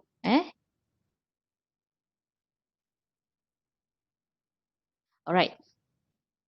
So, yang uniknya adalah walaupun semua orang berkongsi 5 deria yang sama, maklumat ditafsirkan secara individu. Contohnya setengah orang tu suka bawa kopi, orang lain tak boleh bawa kopi. Ada setengah orang hantu durian, ada setengah orang muntah bila bau durian. Setiap orang mempunyai sistem deria dan tafsiran deria yang berbeza. Jadi deria kita ni berada di luar tetapi proses yang berlaku adalah di dalam badan kita. Ini mewujudkan tafsiran peristiwa yang berbeza kepada setiap individu. Nanti kita akan belajar macam mana kita nak tengok orang ni jenis visual ke, auditory ke, kinestetik ke dan sebagainya. Anda boleh tengok juga anda dominan yang mana. Anda dominan orang yang visual ataupun auditory ataupun kinestetik. Okay? Sebab apa saya katakan begitu? Sebab bila kita dapat memahami dari segi percakapan seseorang, laras bahasa yang digunakan, laras bahasa yang dia gemar gunakan, dia akan meningkatkan lagi kemesraan dan komunikasi kita dengan dia. Apabila kita tahu dia ni orang visual, kita kena banyak gunakan juga laras bahasa visual. Itu orang yang ada ilmu lah. Okay? So, saya akan ceritakan nanti. So, ini saya nak cerita juga tentang submodality. Submodality ni adalah salah satu term dalam NLP, iaitu dia merupakan perincian kepada pengalaman. Submodality ni adalah gabungan dua perkataan iaitu sub dan modality. So modality ni boleh dikatakan sebagai modal kepada otak. Otak. Dia proses pengalaman dan juga peristiwa. So okay. So boleh kita flashback balik. Apa modal kepada otak kita yang menarik lah pengalaman. Mungkin pengalaman bulan lepas. So otak kita menerima modal dari apa yang kita terima daripada sesuatu peristiwa. So daripada 5 diri kita tadi lah. Mata, telinga, kulit, hidung dan juga lidah. Right. So proses berfikir ni menggunakan modal tau. Jadi ia boleh diperhalusi dengan lebih terperinci. So perbezaan-perbezaan yang lebih halus dipanggil submodality menggunakan 5 deria tadi. So anda perlu memperhalusi submodality ni, menyesuaikan butiran sehingga dia dapat menukar emosi kita bila berhadapan dengan situasi, sama ada situasi itu positif ataupun negatif. Alright. So kita nak terus pergi kepada teknik yang pertama, matching and mirroring. Boleh saya tahu berapa ramai yang tahu tentang matching and mirroring? Ah, boleh saya bertanya, semasa anda register dalam Webex tadi, masa masuk ataupun sebelum ini, adakah anda dapat satu ruangan Nomometrics yang perlu diisi? Sebab saya tengok kat sini dekat chat ramai yang hantar Nomometrics. Ada kan ruangan untuk isi Nomometrics? Ada tak masa nak masuk Webex? Ada dah kan? Okey. Okey, sekiranya dah ada, kalau anda tulis di situ, sebenarnya kita dah ada record lah. So tak perlu isi di bahagian chat ya. Okey. So, kalau anda dah yakin, anda memang isi semasa register, masuk dalam Webex sebelum ni, dalam sesi saya, insya-Allah kita ada record dalam sistem Webex. Terima kasih. Alright. Okey, mari kita teruskan. Kita baru pada teknik pertama ni. Tapi jangan risau, dia akan berlaku dengan pantas. Alright, matching and mirroring. Siapa yang pernah dengar tentang matching and mirroring? Ini semua teknik-teknik mahal ni yang anda perlu belajar. Nanti bila di alam kerja, kalau anda nak hadir program begini, memang sangat-sangat mahal. Siapa pernah dengar tentang matching and mirroring? Siapa pernah dengar? Boleh respon dengan saya? Tak pernah dengar. Okey. Oh, ilmu barulah. Okey, ni ilmu baru Okey. So, matching and mirroring ni adalah salah satu teknik NLP. Teknik NLP. So, macam kita tahu tadi, uh, uh, komunikasi adalah respon yang diberikan. Manusia bertindak balas kepada apa yang mereka fikir dan maksudkan. So, matching and mirroring ni, teknik ni direka oleh Milton Erickson, 1970. Ia adalah berkaitan dengan bahasa badan dan dengan individu yang anda sedang bercakap. So, dalam komunikasi normal, sebenarnya anda tak perasan. Anda memang dah buat dah matching and mirroring. Dia berlaku secara tanpa anda sedar. Kan? So, dia melibatkan postur badan kita, gaya perilaku kita, tone suara kita, kelajuan bercakap yang sama dan sebagainya. So, ini adalah salah satu cara berkesan untuk membina repo dengan seseorang. Pernah tak anda berjumpa dengan orang yang bercakap dalam keadaan tenang, tiba-tiba anda nak respon balik kepada dia, anda bercakap dalam keadaan menjerit. Mesti anda pun menyamakan anda punya nada dengan dia dengan nada yang tenang. Nada alfa. Ada orang yang excited. Contoh saya bagi contoh. Dia dah lama tak jumpa kawan dia. Dia dah lama tak jumpa kawan dia. Tiba-tiba dia jumpa dekat mall. Tiba-tiba dia jumpa dekat mall. Dia kata, Aisyah, ya Allah, baru jumpa hari ni.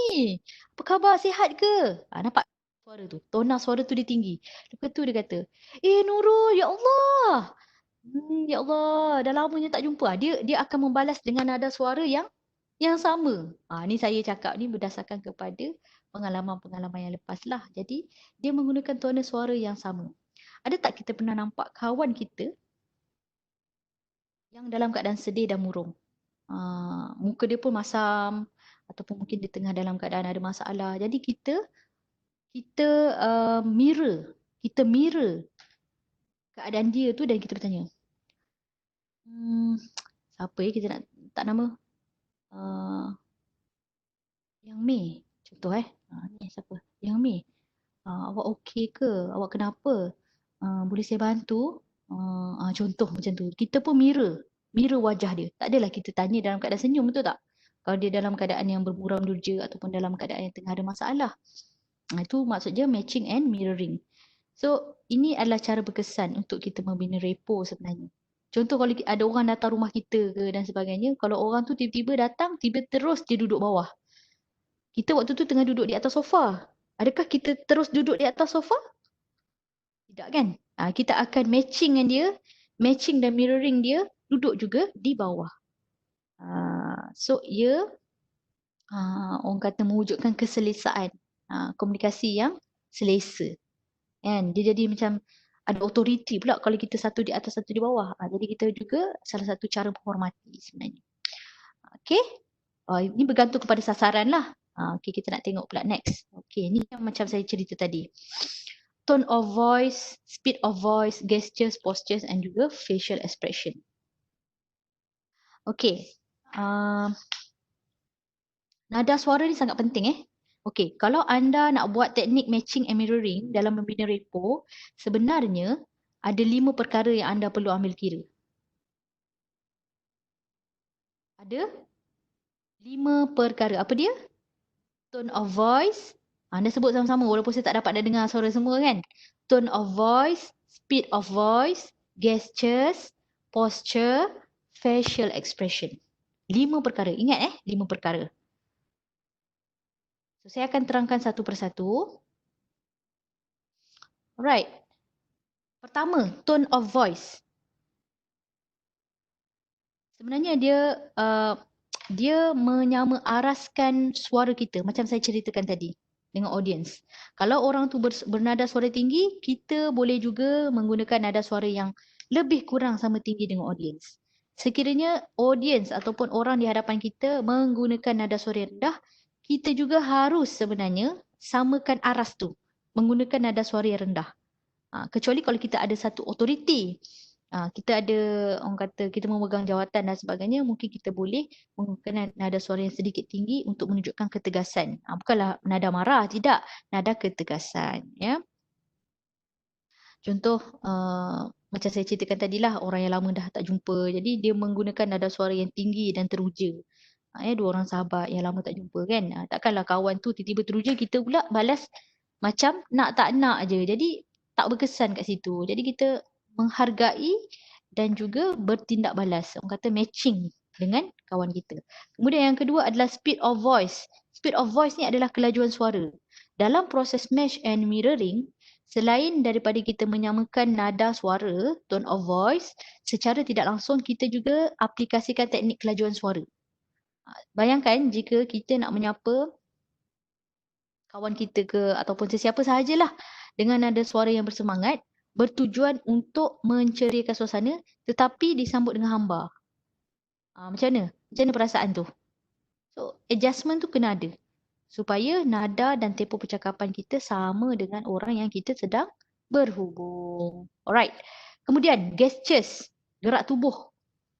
Teknik gesture ni adalah meniru gaya tubuh audiens secara minimal dan tidak terlalu ketara. Nanti saya akan tunjukkan gambar. Bila kita sedang berbual, kalau anda tengok orang yang ada ilmu matching and mirroring ni, bila dalam komunikasi, anda akan tengok kalau kawan tu duduk letak tangan di atas meja, dia pun akan letak tangan di atas meja, bukan letak di bawah. Kalau dia chin grabbing, katakan, yelah, kadang-kadang dia pun secara minimal mengikut cara tu. Sebenarnya itu adalah teknik repo secara halus. Kalau anda tengok apa lagi, kawan tu dalam, katakan ini selalunya berlaku dalam mesyuarat lah. Dalam mesyuarat, dia pegang pen ataupun pegang something lah. Dan kalau kita nak repo dengan dia, kita nak buat matching and mirroring, kita boleh dari awal repo dengan dia dengan meniru pergerakan tubuh dia. Dan insya-Allah apabila kita lontarkan pendapat ataupun idea, insya-Allah dia akan diterima. Itu salah satu cara halus lah. Ni ada kajian NLP. Right. Saya akan tunjukkan nanti contoh-contoh gambar. So posture pula adalah postur tubuh. Maksudnya kat sini anda tiru cara orang yang anda berhubung tu, cara dia berdiri, cara dia duduk secara minimal dan tidak terlalu ketara lah. Kalau dia kadang-kadang dia silang kaki, kita pun ikutlah juga silang kaki. Tapi tidaklah terlalu cepat bila dia silang kaki. Bila kawan kita tu silang kaki, cepat-cepat kita silang kaki. Ambil masa dan juga tidak terlalu ketara. Tidaklah terlalu sama tapi anda ada buat pergerakan tersebut. Okey.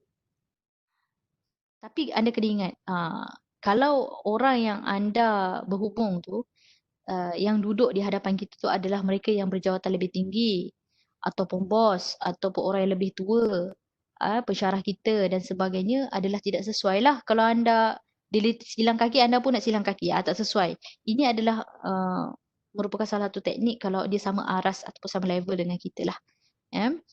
Sebaiknya cukuplah sekadar kita mengekalkan kaki kita tu pada keadaan asal ataupun secara minimal saja gerakan untuk menampakkan ada pergerakan. Alright. Last sekali facial expression. Facial expression. Facial expression ni sangat menarik, betul tak? Ada tak pernah anda senyum, orang tak senyum balik ke anda? Pernah lah kan? Tapi itu kejadian yang sangat luar biasa. Tapi kejadian yang biasa selalunya apabila kita senyum, orang mesti balas balik kepada kita. Sebab senyum ni adalah penyakit berjangkit. Senyum ni adalah apa? penyakit berjangkit. Jadi kalau anda senyum, insya-Allah orang akan membalas aura-aura positif tu. Orang akan senyum balik kepada kita. Okey? Jadi selalulah tunjukkan riak muka riang, happy, orang kata tenang. Jadi supaya orang berasa selesa dengan kita.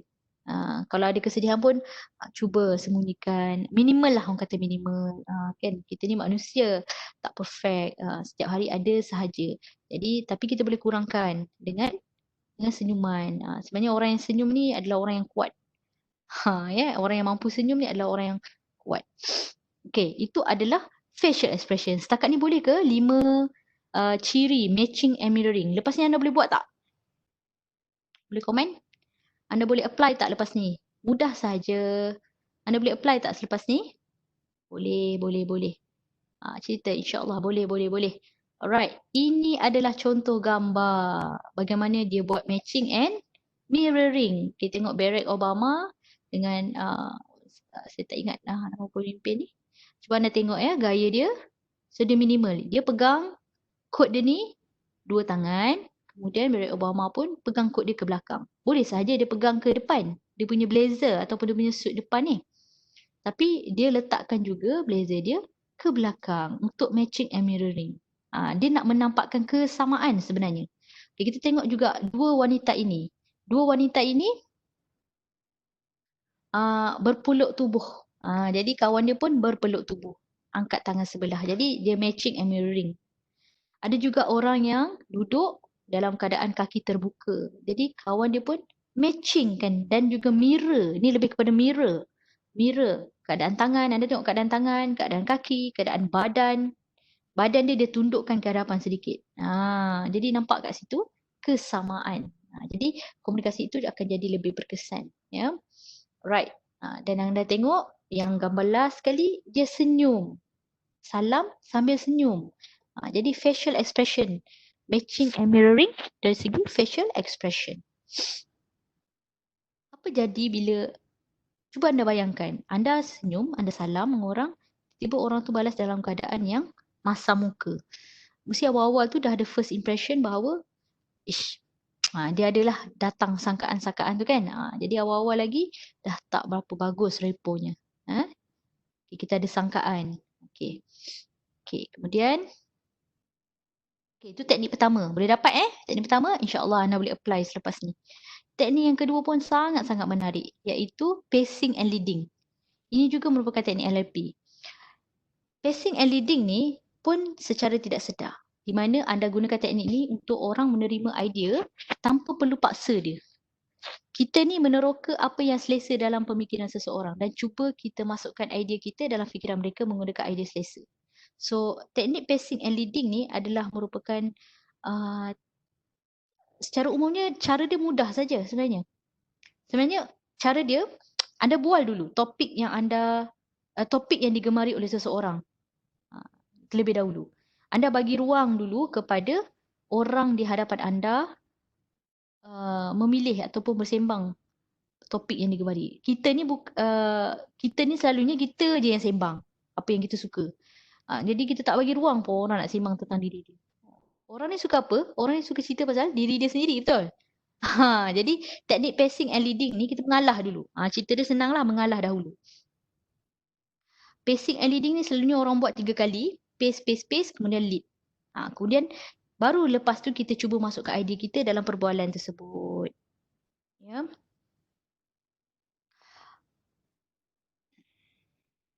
Dia sebenarnya pacing ni anda membenarkan seseorang katakan apa yang penting bagi mereka dulu sebelum kita memulakan agenda kita.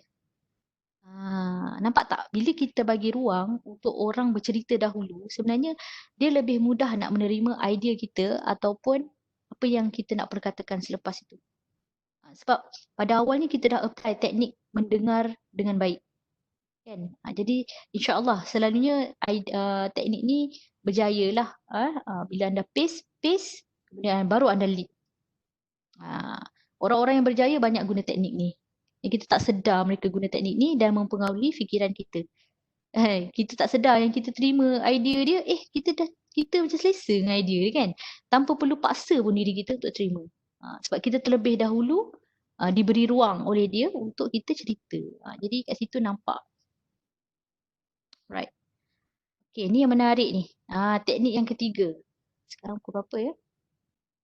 Macam movie Inception, ya. Yeah. So kalau anda tengok movie pun banyak orang putih ni dia banyak gunakan teknik NLP.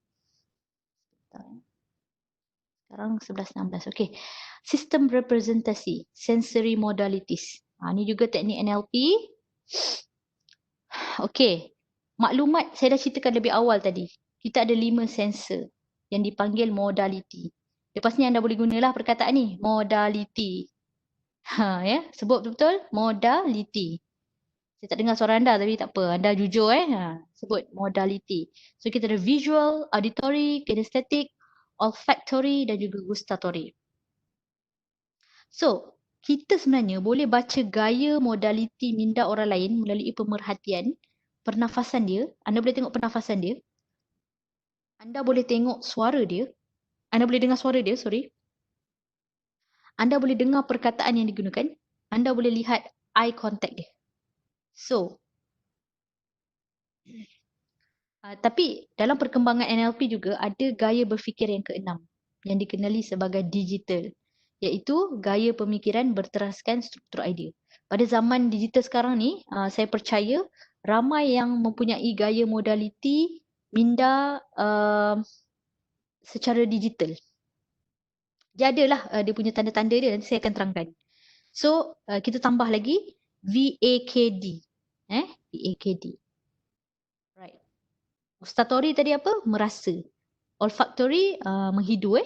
So kalau takut anda yang tak faham, olfactory tu menghidu, gustatory merasa. Okay. So ini sistem representasi setiap orang. Tapi anda mungkin tak sedar anda dominan yang mana. Nak saya ceritakan tak? Setiap satu sistem modalities ni.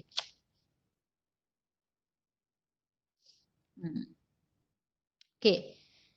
Okay, kita nak tengok Kalau orang tu visual, kalau anda ni visual, setiap kali saya bercakap ni, dalam fikiran anda ada image. Ada filem. Macam tadi saya tengok, siapa tadi yang komen? Dia kata macam ada filem ni. Jadi dia membayangkan, dia banyak imajinasi. Imajinasi dia tinggi. Dia orang visual. Dia berfikir dengan membayangkan image dalam fikiran. Saya kadang-kadang pun orang yang visual juga. Saya suka latih diri saya visual. Dan kadang-kala saya aktifkan juga modalities yang lain. Kemudian kita tengok juga orang yang kinestetik. Orang yang kinestetik ni orang yang banyak bergerak. Dia suka buat. Dia cepat. Dia berfikir dengan menghayati dan merasai sesuatu perkara dalam fikiran. Ni orang yang kejiwaan sikit. Dia kinestetik. Kemudian digital. Digital ni macam saya ceritakan tadi, dia menstrukturkan idea secara teratur dalam fikiran. Bila dia dengar apa yang, contoh training hari ni, dia dah susun dah idea tu ataupun maklumat tu dalam fikiran dia. Secara sistematik. Dia dah susun dah. Pertama tadi, cerita pasal halangan. Yang kedua, cerita tentang cara-cara mengatasi. Kemudian bagaimana nak membina repo. Kemudian teknik. Dia dah susun dah dalam kepala dia. Struktur idea dia. Tu orang digital. Kemudian orang auditori. Orang auditori ni kemahiran mendengar dia sangat-sangat baik. Dia suka mendengar.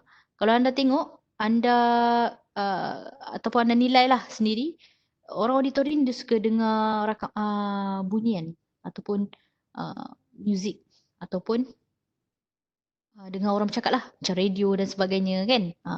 Ceramah-ceramah ataupun macam ni lah sekarang. Sebab kita tak nampak muka, jadi kita tengah dengar suara saja. Dia suka. Dia berfikir dengan menyebut dan mendengar dalam fikiran. Lain Cuba anda tengok perkataan visual dan juga auditori. Berfikir dengan membayangkan image. Auditori berfikir dengan menyebut dan mendengar dalam fikiran. Dahsyat tu. Mendengar dalam fikiran kita tak tahu orang punya gaya modality dia. Setiap orang lain-lain. Tapi kita boleh detect. Nanti saya akan terangkan. Tu ada typo sikit, menyebut bukan menyebur. Okay. Alright. So saya nak ceritalah. Kalau anda ni visual, saya kata tadi kita boleh tengok dari segi pernafasan, suara dan juga perkataan yang digunakan kan. So kalau anda ni orang yang visual, mata dia banyak bergerak ke atas, ke atas, kiri dan kanan. Ataupun mata depa ni selalunya nampak tak fokus. Tapi sebenarnya fokus. Cumanya dia orang visual kan, jadi dia nampak macam image banyak. Jadi mata dia banyak ke atas, kiri dan kanan. Ke atas, dia pandang ke atas dulu dan kiri ke kanan. Alright? Okay. Gerak tubuh dia pula, orang visual ni selalunya dia gerak pantas lah. Dia ni orang yang jalan laju, buat apa-apa pun cepat. Dia orang visual selalunya. Kadang-kadang nampak juga dia beria dalam satu perkara. Sebab dia nampak image kan, jadi dia cepat. Image ni kan cepat, jadi dia suka. Okay. Pernafasan. Dia lebih banyak bernafas di bahagian atas dada. Dan dia bernafas dengan cepat. Ya.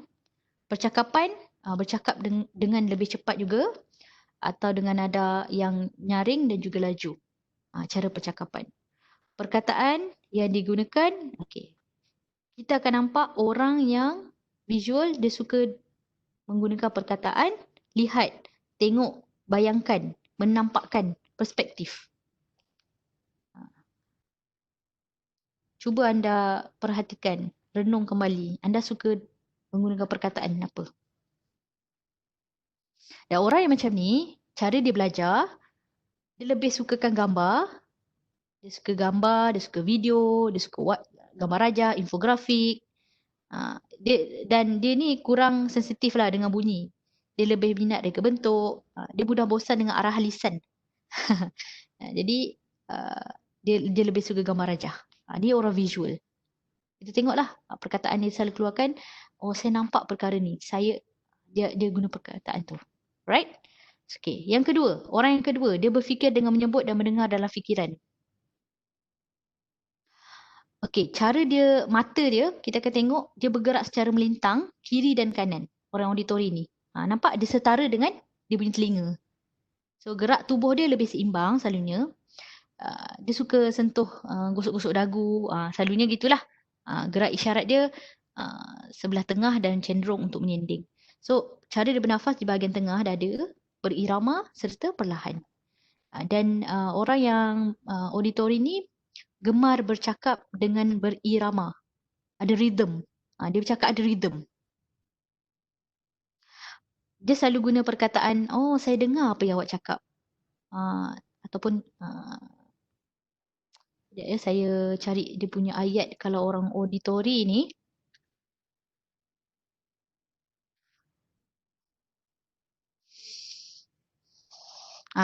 Contohnya, saya dengar apa yang awak cakap. Oh, bunyinya macam biasa saya dengar. Oh, itu bunyi deringan loceng. Oh, bunyinya macam baik. Kalau orang visual, dia akan cakap macam ni. Oh, saya nampak baik idea tu. Saya nampak. Nampak tak pemilihan perkataan yang dia gunakan. Okay. So, orang yang auditori ni, kalau belajar dia suka macam mana?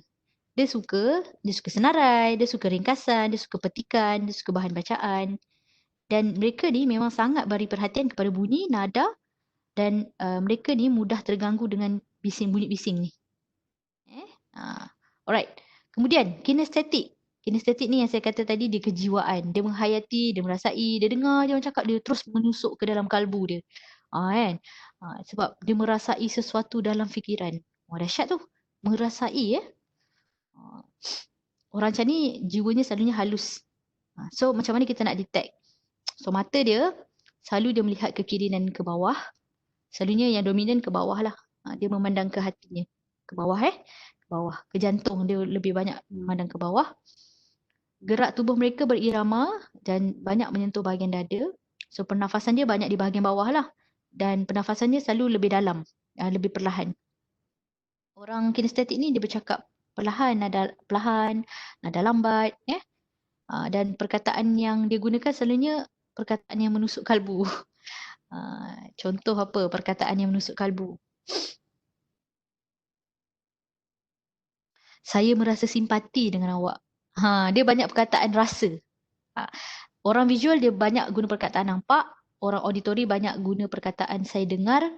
Orang kinestetik banyak guna perkataan rasa. Lepas ni anda dengar kawan-kawan anda cakap macam mana. Okay? Okay, last kali yang terbaru digital. Digital. Ramai orang sekarang digital. Okey, mata dia melihat ke kiri dan ke bawah sama juga. Yang tadi kinestetik melihat ke kanan Kalau digital melihat ke kiri dan ke bawah. So gerak tubuh dia, nafas dia dalam dan pantas sekali-sekala. So pernafasan dia di bahagian tengah dan juga atas. Dia bercakap, orang yang digital ni memang cakap dia lancar, jelas, satu persatu. Sebab dia punya dalam fikiran dia teratur, struktur idea dia sangat teratur dalam fikiran dia. So perkataan yang dia selalu gunakan juga perkataan yang sangat menyentuh lah, ada perasaan rasa lah. So contohnya dia selalu gunakan perkataan begini, saya faham idea awak tersebut. Nampak tak? Faham. Dia setiap orang ada dia proses maklumat. Contoh hari ni saya bagi tahu dalam training, dia setiap orang ni proses maklumat dengan deria modaliti masing-masing. Sama ni mungkin kita tak pernah dengar perkataan ni. So selepas ni anda dah dengar sensory modalities yang berbeza. Kalau orang yang visual, setiap kali saya cakap dia nampak image. Kalau orang yang auditory, dia nampak, dia dengar dalam fikiran. Kalau orang kinestetik, dia rasa. Orang digital, dia dah susun dalam fikiran dia. Dia faham idea apa yang saya sampaikan. Masalah komunikasi ni, bila kita tak faham orang punya gaya modaliti. Orang di hadapan kita. Macam sekarang, saya tengah bagi training dan audiens saya ramai. Saya bercakap secara general. Jadi, saya ada golongan visual, digital, kinestetik dan juga auditory.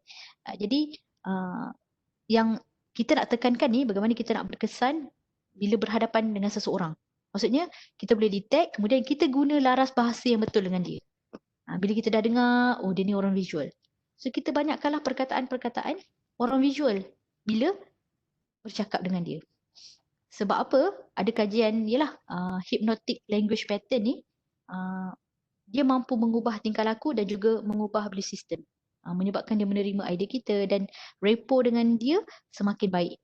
Ya, ini salah satu kemahiran yang tak ramai orang kongsikan di luar. So, ada satu lagi. Okey, boleh setakat ni on sensory apa tadi? Sebut balik. Type semula. Apa dia semua? VAKD. Kena ingat sampai bila-bila. Apa dia? VAKD. Kita panggil apa ni? 4 ni. Boleh sebut dalam chat. Sensory modalities. Alright. Sensory modalities. Okey, bagus. Okey. Ni pun ilmu mahal. Pernah tak anda, sebenarnya kalau training berdepan, saya akan bagi set of soalan. Satu set of soalan, lepas tu anda cari pasangan, anda boleh nampak mata dia pandang ke mana. Tapi saya hari ni saya berikan teori sahaja, bagaimana kita nak access dia punya maksudnya eye assessing cues. Ada kita lontarkan soalan, contohnya apa pengalaman yang paling menarik anda pernah lalui semasa anda kecil. Kadang-kadang kita akan nampak mata dia banyak pergi ke arah kanan atas. Anda tengok struktur ni. Boleh nampak ke gambar ni? Boleh nampak cursor saya tak? Boleh nampak ke saya rasa? Okey. Ini sebelah kanan Ini sebelah kanan. Ini sebelah kiri. Okey. Kadang-kala bila kita bertanya suatu soalan, mata dia akan pergi ke atas kanan. Atas kanan. Jadi dia tengah membayangkan satu image dan sedang remembered. Dia tengah melihat image sebelum ini. Dia tengah gali balik history-history yang lama. Jadi kita boleh tengok. That's why dalam orang kata kalau anda jadi perisik lah satu hari nanti kan, anda akan belajar benda-benda ni lebih mendalam. Sebab anda boleh tahu kalau orang tu menipu macam mana. Kalau anda tanya satu soalan, kalau dia betul-betul ingat, memang ada dalam fikiran dia, dia akan pandang kanan atas. Tapi kalau dia cuba menipu ataupun dia cuba nak construct sesuatu, mungkin dia akan pandang sebelah kiri atas. Ni dia sedang apa? Dia sedang mengadakan benda yang tiada. Ni dia punya kunci dia. Kan? Dia sedang membayangkan dia tengah construct kan. Kalau betul lah dia cakap benar, dia hanya perlu remember dan juga membayangkan perkara yang sebelum ini, memandang kanan atas. Tapi kalau nak tengok orang tu menipu kadang-kadang boleh. Kita tengok mata dia kiri atas. Tapi kalau orang yang professional, tapi orang tu dia buat salah dan sebagainya, dia boleh kawal mata dia. Kalau dia ada ilmu ni, dia juga. Tapi ada banyak lagi test-test yang lain. Kalau anda jadi perisik, anda tahulah nanti macam mana. Okey, kalau kita bertanyakan soalan tentang muzik dan sebagainya, dia akan memandang secara melintang kalau dia mengingat kembali apakah bunyi uh, remembering sounds you have heard before. Sebelum ini, so dia akan memandang belah kanan. Kalau dia sedang hearing new of different sound, dia akan memandang sebelah kiri. Kalau orang tu sedang, okay, yang ni menarik juga, self-talk. What's happening? Bila dia talking to yourself, internal dialogue, orang auditori ni auditori memandang ke bawah. Kalau orang kinesthetic, feelings, emotion, dia banyak pandang belah kiri. Dia pandang jantung ni, belah kiri ni. Nampak tak? Kiri, bawah. Sense of touch. Ni buat orang kinesthetic. Dia sebenarnya ada set of soalan lah yang kita boleh access mata. Menarik sebenarnya benda ni. So insyaAllah program depan kalau misalnya dah habis musim PKP, kita boleh buat semula program ni. Dan kita boleh sama-samalah apply. That means bila kita pandang orang, kita ikut belah kiri dan kanan kita kan. Pandang orang maksudnya apa? Kalau kita pandang kiri kanan tu nanti orang kata kita dia macam ni. Siresma dia sebenarnya apabila kita berhadapan sedang berkomunikasi dengan orang di hadapan kita, kita perlu buat eye contact yang sama laras dengan dia. Sama aras dengan dia. Kita jangan pandang kiri kanan. Ia tidak sesuai. Ini adalah bagaimana kita nak akses ataupun memahami gaya dia berfikir. Faham? Ini eye accessing cues.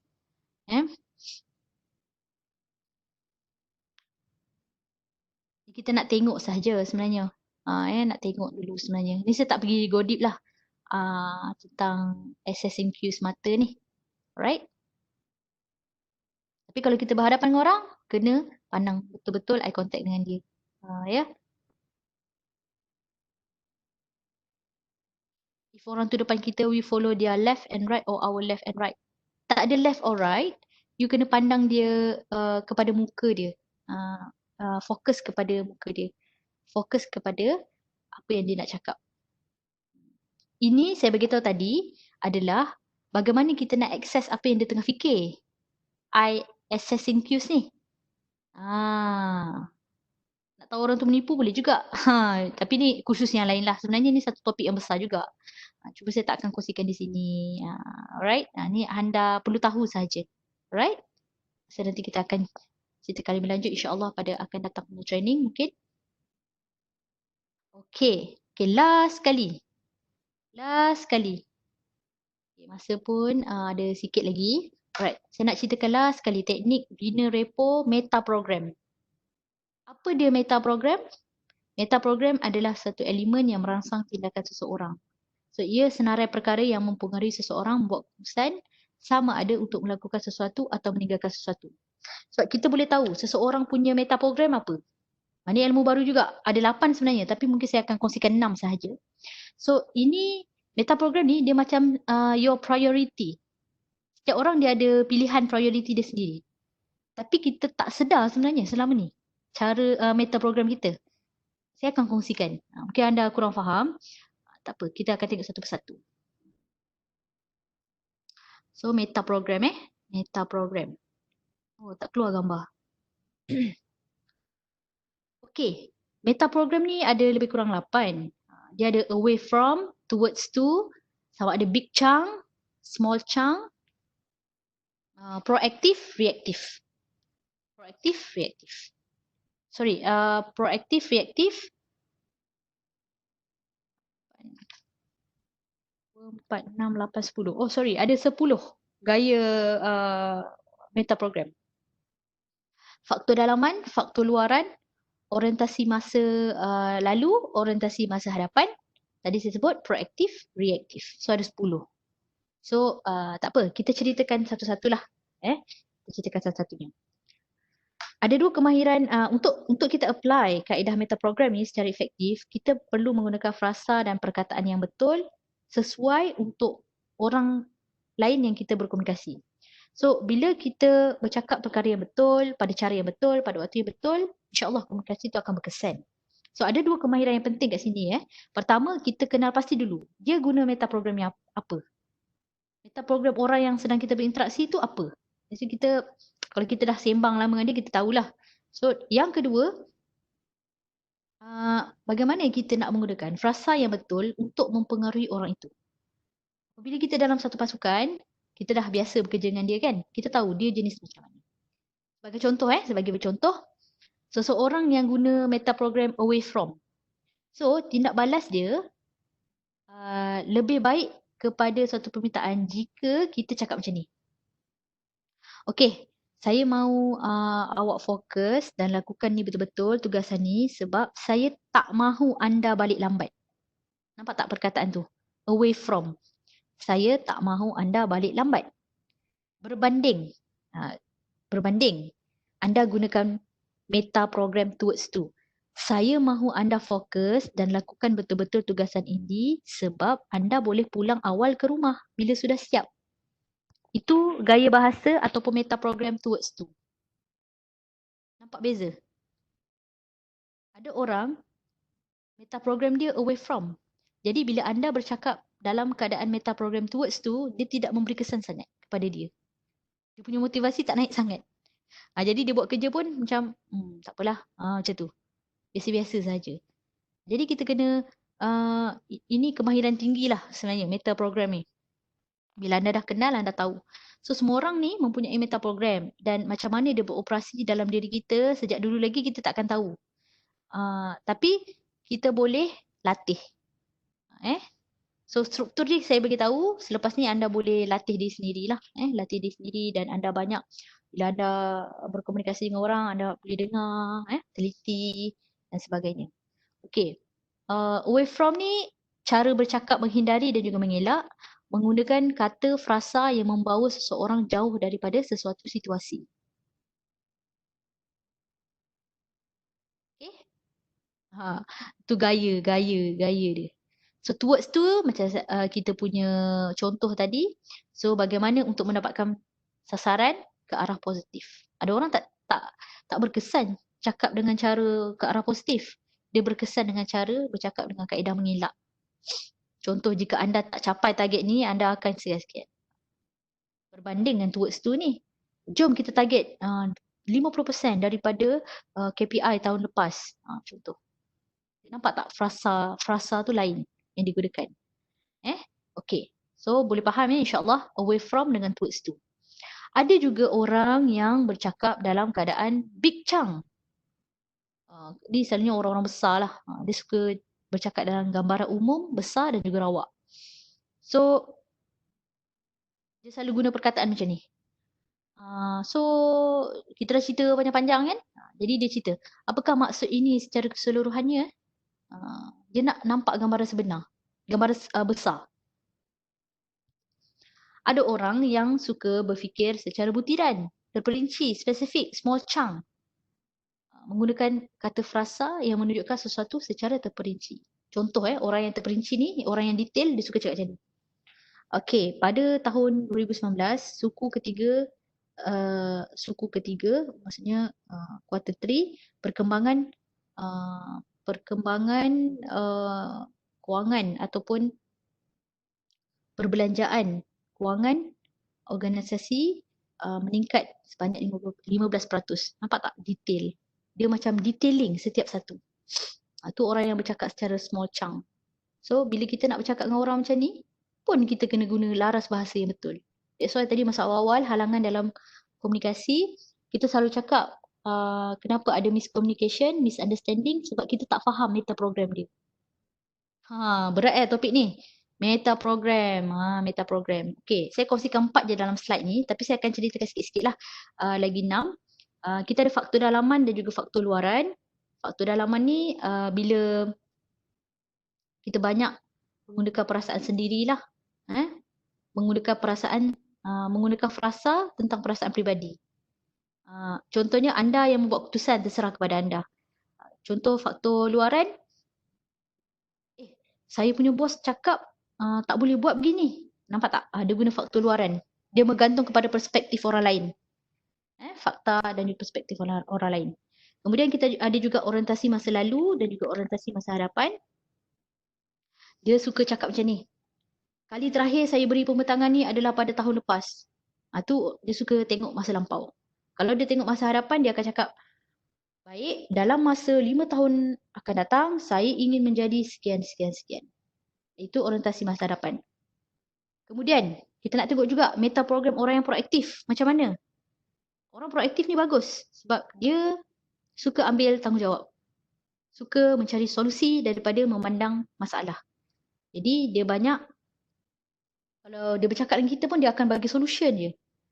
Orang macam ni pun kadang-kadang kena belajar juga menjadi pendengar dulu. Kan? So, dia akan banyak menggunakan dialog seperti ini. Say, okay, macam ni ya. Awak boleh lakukan dengan cara ini sekarang. So, dia banyak bagi idea. Banyak juga nak mengambil tindakan dan juga nak mengambil alih. Kemudian kita ada juga orang yang reaktif. Orang reaktif ni menunggu orang lain nak memimpin. Dia banyak analisa pilihan dan juga matlamat. Dia tunggu kepada arahan.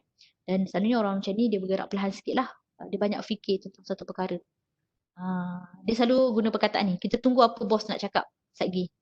Dia ada masalah ni, ada masalah. Tak apalah, kita tunggulah apa yang bos nak cakap. Tunggulah lecturer nak cakap apa nanti. Tunggu. Nampak? Dia tunggu kepada beberapa pilihan. Okay. Setakat 10 meta program tadi tu, ataupun 4 ni lah yang saya kongsikan. Dapat tak? Boleh tak? Boleh faham? Boleh komen, boleh faham sebab kita dah di penghujung training ni. Boleh So boleh apply ke selepas ni?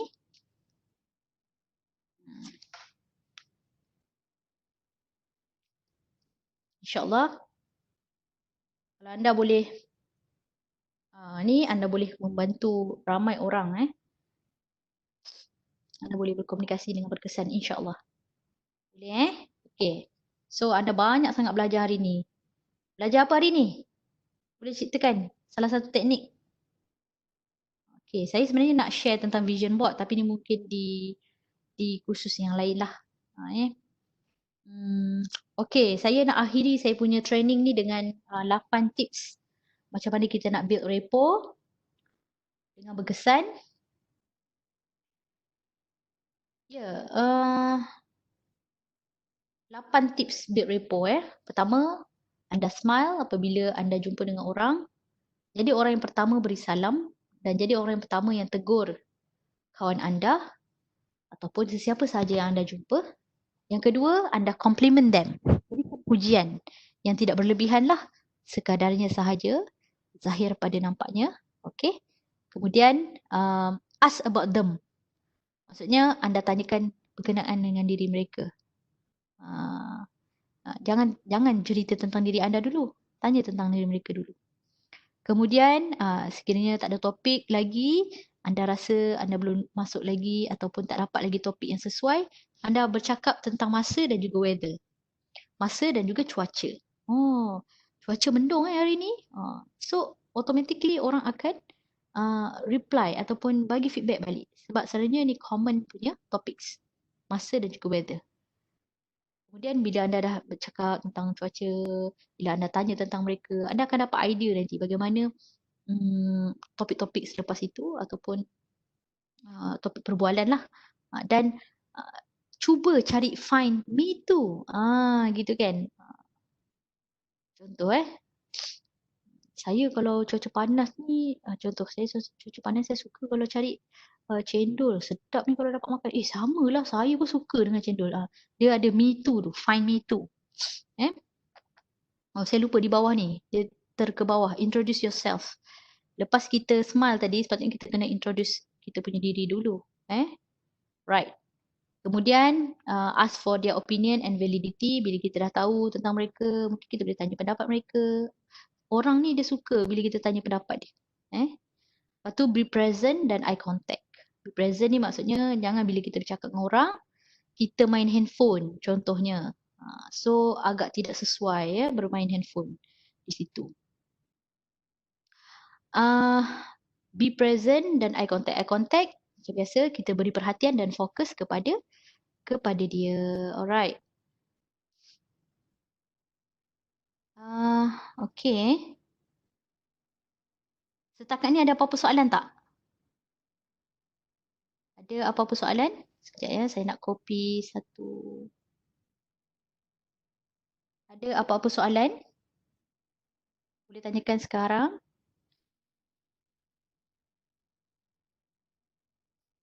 Okay. Boleh tanyakan soalan.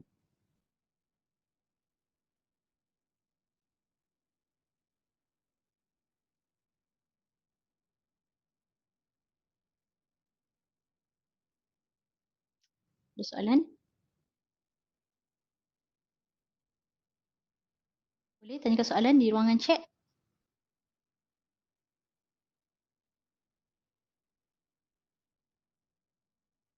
Bentar ya, saya nak copy paste satu borang.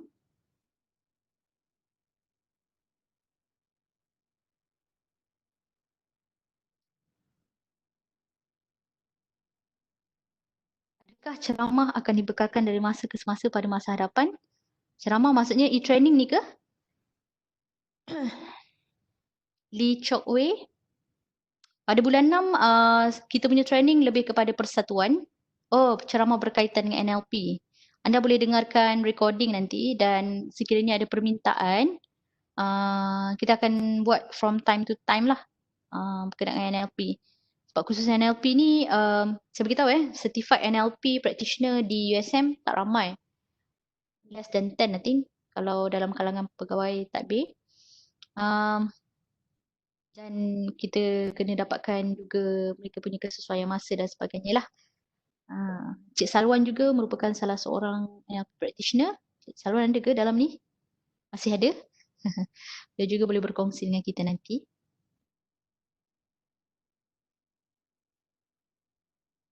The eye assessing part, their eyes will look to the left and right. If they are in front of us, do we see their eyes moving left based on our left or their left? Based on their left. Ya, Sri Resma. Oh, sorry. Yang tadi you tanya saya tak jawab lagi. Jika anda tanyakan sesuatu, anda boleh lihat mata dia bergerak ke mana, atas kanan ataupun atas kiri, melintang kanan ataupun melintang kiri. Based on gambar rajah tadi, Sri Resma, gambar rajah tu betul-betul menghadap kita macam nampak orang di hadapan kita. Itulah, ikut sahaja yang tu. Boleh Okay. Thank you Sri Resma. Ada soalan lagi? Is it possible for a person to have two types of sensory modalities? Yes, of course. Dia macam ni. Setiap orang memang ada 4 gaya modality tu. VAKD. Cumanya, sebab saya tak buat test dalam program ni, cumanya anda dominan yang mana?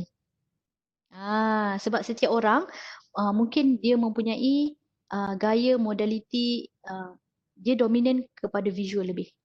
Ada orang dominan auditory. Ya.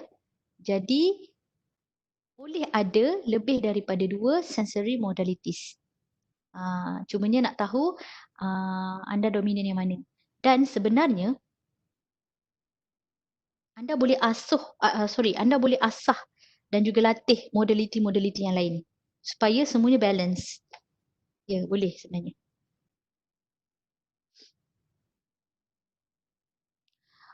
Jika calon hadiri sesi temuduga, perlukah teknik rapport building digunakan oleh calon?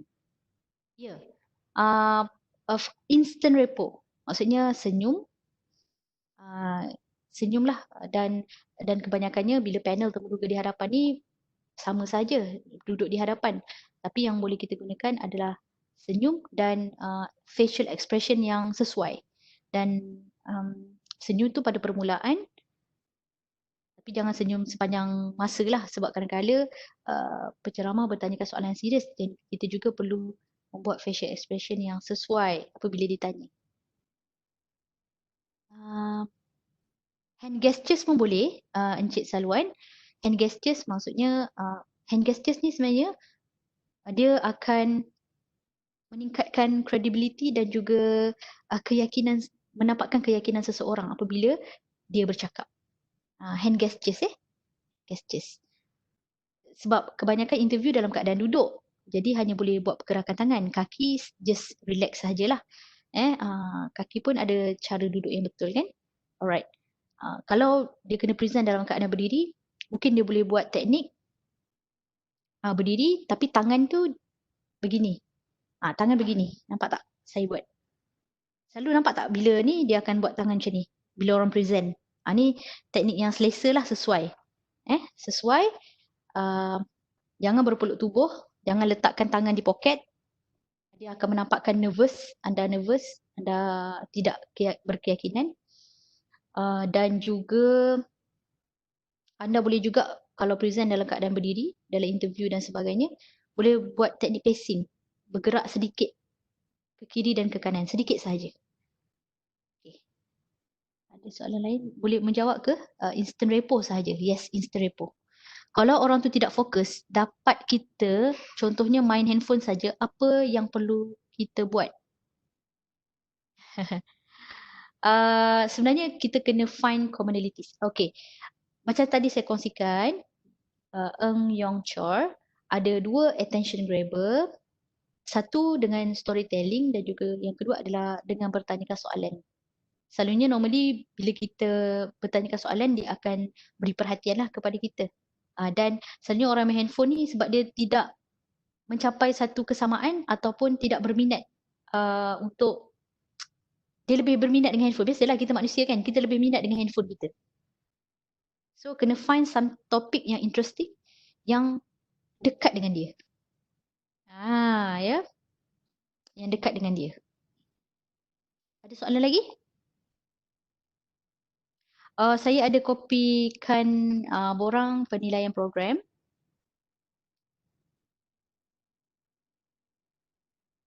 Ni. Okey, boleh bantu saya untuk beri feedback, maklum balas, ya, seperti penceramah sebelum ni. Okey. Okey, ada soalan lagi?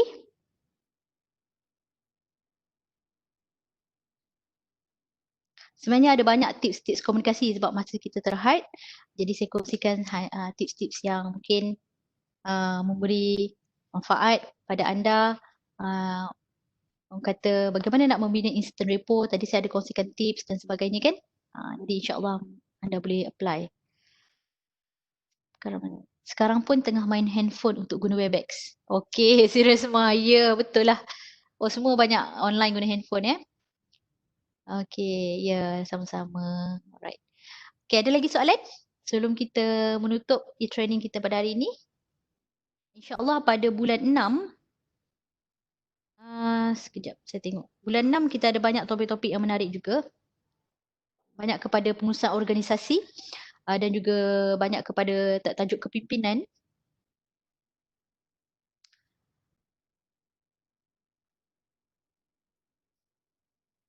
Tajuk-tajuk berkenaan dengan bagaimana nak menulis kertas kerja yang berimpak tinggi, bagaimana nak menulis surat rasmi yang berkesan, lebih kepada teknikal, kemahiran teknikal lah. Ya, insyaAllah. Bulan 6 ni sebab fokusnya persatuan dah mula ada program-program dan juga projek. Jadi kita invite semua dalam grup ni untuk join juga bagaimana nak tulis surat rasmi yang betul, kertas kerja yang berimpak tinggi, leadership, bagaimana nak menjadi leader yang bagus, transformational leadership. Ya. Apa yang perlu ada, ciri-ciri yang perlu ada untuk anda menjadi seorang leader, bagaimana anda nak menguruskan pasukan anda, semua insyaAllah pada bulan 6. Selepas raya, insyaAllah. Okey? Alright, so saya rasa anda okey dan tak ada soalan. Kalau anda ada soalan, anda boleh email farhana@usm.my. Okey. Boleh bertanyakan soalan dan saya juga ada buka channel Telegram. Sebenarnya saya akan launch satu program yang berimpak tinggi juga, transformasi 360. Sikit masa lagi lah, saya tak launch lagi program tu. So saya nak invite ramai orang ke dalam program tu untuk kita bantu dari segi coaching dan juga more to motivate others. Maksudnya more to counselling kan. Bagaimana nak mengurus emosi, bagaimana nak mengurus stres, bagaimana nak bantu ramai orang. So saya akan banyak buat personal coaching lah dalam grup tu, insyaAllah. Thank you for the knowledge. Okay, harapnya anda semua dapat apply. Sangat bagus teknik NLP, rapport building ni, sangat praktikal dan mudah diaplikasi. Ya, betul.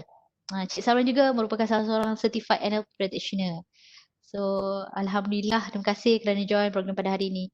So, saya rumuskan 4 tadi. Satu, matching and mirroring. Yang kedua adalah teknik pacing and leading. Kemudian sensory modalities. Anda kena tahu dia punya sensory modalities. Kemudian yang keempat adalah anda perlu tahu dia punya meta programs. Okay. Dan saya berikan juga tadi 8 tips macam mana anda nak build rapport, instant rapport yang mudah dengan orang. Ya, okay. Untuk itu, saya ucapkan terima kasih. Assalamualaikum untuk semua. Dan selamat maju jaya, selamat berehat. Kepada yang Muslim, selamat berbuka. Assalamualaikum warahmatullahi wabarakatuh.